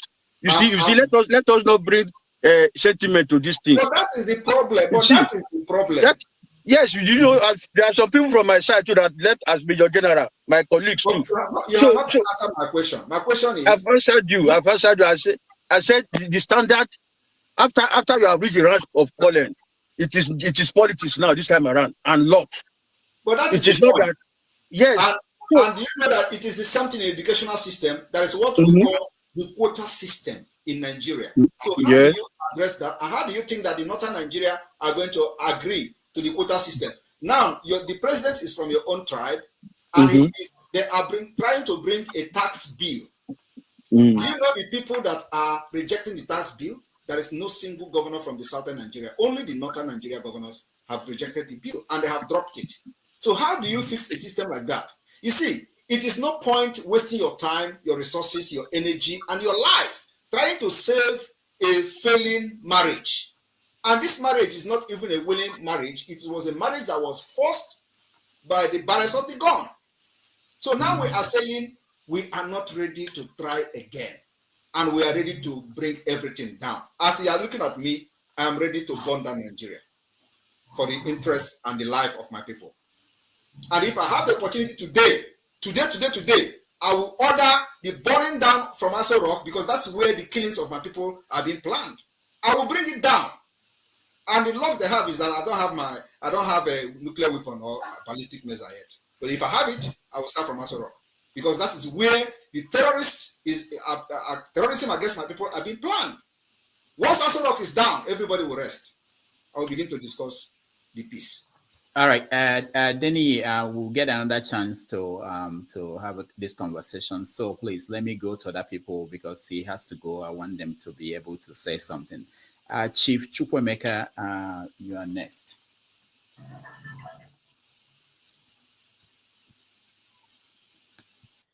Yes. Good evening, ladies and gentlemen. Yeah. I greet you. Biafra, days belong. Yeah, I came off because I've been listening to some commentary by people, and then I know that today the zoo of Nigeria is over 60 years, and they've been trying for more than 60 years. They never got better. Instead, they get worse and worse, and now they are worse than worst. Now, before we used to hear that a fool at 40 is a fool forever. And most of the people in that country, they have been, fools at more than 40 years. Now, I'll tell you, some politicians, they come to complain about the activities of the Biafra government. They complain about the sit at home. Chief Chukwemeka, we can't hear you. We can't hear you well. If you have a question, just go straight to your question, please. Yes. What I want to ask first, I want to commend the Prime Minister and his cabinet for what they have been doing for the Biafran people. Yes, and I want to tell him to keep it up, that Biafrans are solidly in support of the Prime Minister and the cabinet and the entire Biafra government. And I want to tell him that the sit at home is not as worst as the economic terrorism that the government of Nigeria is meted on the people, where they cannot, afford to even have ordinary a square meal. It's not difficult. People that own cars in that country, we can no longer drive our cars because you can't afford fuel. You now walk a long distance to go to wherever you want to go. I now bought a bike to be able to navigate my way because terrorism economically is no longer bearable. So the solution is liberation. I will support. Chukwemeka, we have to leave it at that. Thank you so much. All right, let's go to one for Biafra. One for Biafra, go ahead. All right.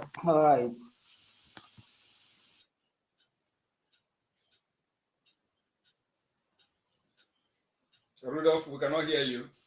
So one for Biafra, you're muted. I have the next 8 minutes. Yeah, no. One for Biafra, you're muted. Okay, can you hear me now? Yeah, go straight to your question, please. Yeah.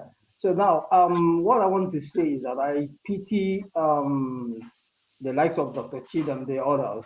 Now, if you listen to Nnamdi Kanu's last broadcast before he was kidnapped, you will understand that he prophesied about his departure and the coming of Zaboreba.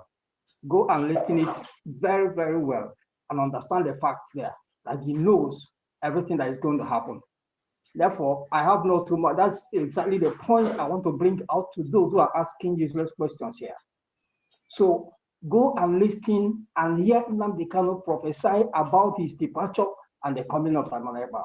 And that's all about it. So I congratulate you, my PM. We are waiting for December 2nd, and God will make it a reality. God will make it a success. Thank you, Biafra, Prime Minister. Thank you. This is my first time of talking to you first one-on-one. God bless you. We are supporting you. We are behind you.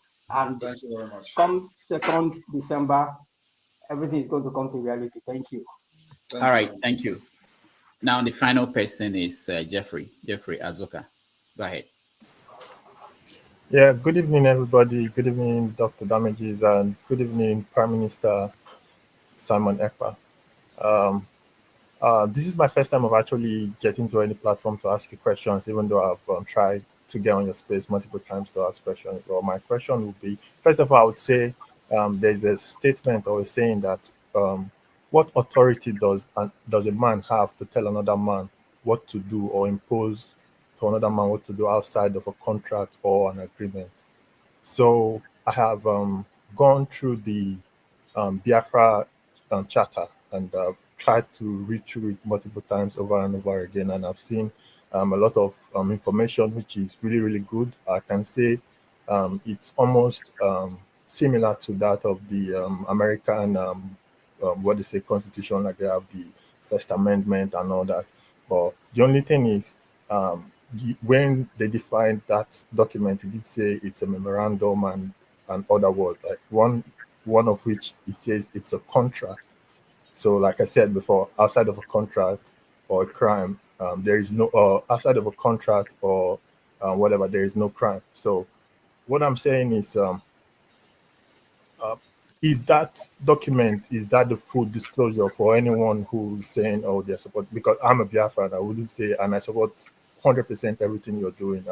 Nigeria, they've messed up so much that, like you say, if you have what they call it, the nuclear weapon, I'll be the first person to help you press that button to destroy Aso Rock and everything. So my question is, are we being given full disclosure to say that document, that preamble of the Biafran Charter is going to be held to high esteem, knowing that they say a man's home is his castle. So what are the plans that are being put to make sure that those written words that are in there are not being violated by maybe the new government who will be coming in and all that? And then my last question would be, No, one question only, please. Okay, so what is the punishment for people who make false claim about other people? Just like some other guy came up moments ago and said, oh, he got report that you scam people. What would be the crime of people who make false claims against other people in Biafra land? Thank you very much. That what you saw was just a charter, which is, like you said, maybe I would say the First Amendment or stuff, but that was the Charter of Biafra that was adopted during the last year convention in Finland. And this year convention, with the result of the self-referendum, we are going to vote on the Biafra Constitution. The Constitution has been drafted with over 200 and something articles. And so it is something that will form the legal base for everything we are doing. So this question is well addressed in the Constitution. It has to do with the law of Biafra and how people will be punished if they commit any crime and stuff like that. So it is well defined in the Constitution of Biafra, which will be voted for and adopted during the next convention that is starting on the 29th of this month. So, and then of course it will be in the public after that, and so people can go and see their constitution.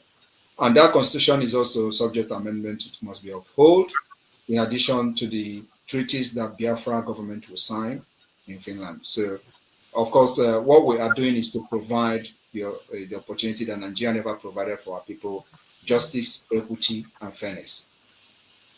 All right, thank you, Jeffrey. Before you give your final comment, I just want to say that this platform, we don't encourage violence, obligated by law to make sure that I say that we don't encourage violence, action by anybody at any time. All right, so Mazi, Simon, your final concluding words. Yeah, thank you very much. We are also not condoning any violence. We are only defending ourselves. And of course, we are going to defend ourselves using every mechanism available. When Nigeria brings violence, you defend yourself using violence. You don't expect somebody to come with gun to kill you, and then you go and defend yourself with a stick. You go with gun. If they come with AK-47, we go with AK-47 to defend ourselves. If they come with the GPMG, we go with the GPMG. If they come with the RPG, we go with the RPG. The only thing we don't have yet is armored tank, which they come all the time with armored tank. They come with aircraft. We don't have it, but we defend ourselves with whatever we have. And we have anti-aircraft we use to defend ourselves whenever they come to bomb our people. So we have been doing that, and doing that very well. So, like I said, I am very happy to be here to make some clarification today and answer questions, though I was expecting more of Nigeria question than this Biafra supporters. But at the same time, I wish to be here next time so that those, and the next time if I'm coming here, Rudolph, make sure that you bring people that will really screw me with questions and difficult ones, because it is good. I'm not for them, because I know many of them will never, ever, ever agree with what I'm doing. But my target are those who may not even be here, but somewhere listening. Those are my target, because I can never please everyone. So somebody have commented that I should stop sit at home. Sit at home is not going to stop.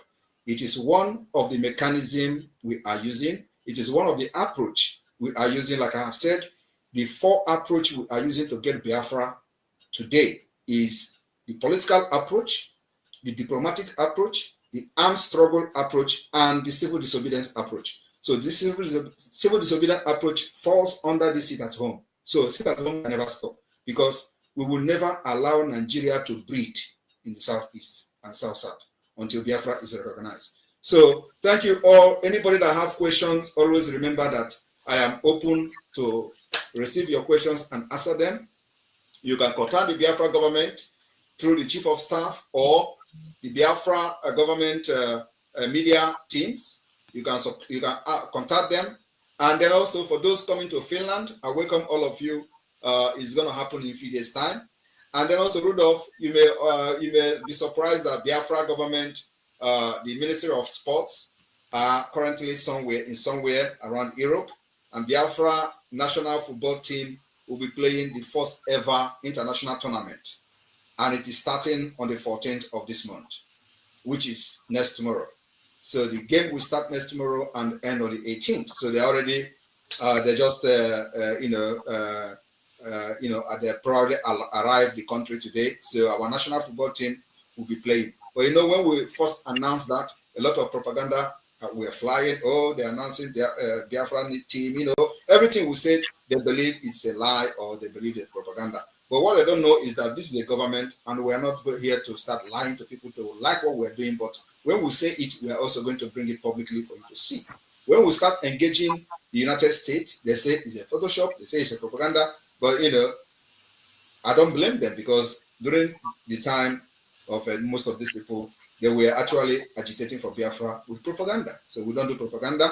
Everything we do is online, verifiable. You can call the people involved and ask them whether we have been engaging them to educate them about Biafra, and of course presenting Biafra as a solution to bring stability to the Western Africa, Sahel region and beyond. This is something that everybody must know and support. Nigeria has failed and can never ever work for anybody.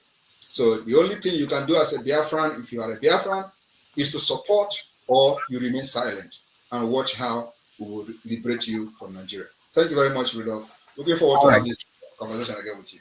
Thank you. Thank you. We appreciate you. And I want to thank everybody that joined us. If you have not liked this show, please do. And if you have not subscribed, please do, so that more people can see this.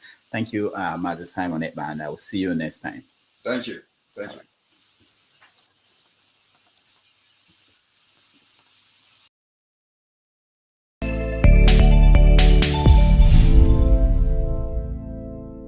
The United States of America is a steadfast supporter of the principles that people have a right to choose their own form of government. Nations have a right to choose their own alliances. There are inalienable rights governments must protect. The rule of law must be cherished. Sovereignty and territorial integrity of all states must be respected. The UN Charter and its principles of sovereignty, territorial integrity, human dignity, and the right to self-defense, these principles are universal and we must uphold them. International law must be protected always and everywhere, without any ambiguity, in Ukraine, in the Middle East, and everywhere in the world. This is our global responsibility. Self-preservation must be protected at all costs. Today, the Biafra Liberation Army have neutralized dozens of these terrorists in our land, and we are proud of them. They will continue to go down. Our demand is very simple. Pull them out of Biafra land. Remove every checkpoint. If you do not dismantle all the checkpoints, they will continue to die. We will continue to excel. We will continue to deal with Nigeria, and Nigeria will never ever remain the same until Biafra exits from Nigeria. A government that uses violence will be responded with the same and equal measure of violence in self-defense. So I told them, oh my God, here is not taken, I will turn to a beast and Biafra will come. Nigeria has no rule of law. Their rule of law is gun and bullet. And we have come to resist it. My fellow Biafrans, the world leaders made it very clear that self-preservation is a must. They use the word must. And it should be protected at all costs. At all costs.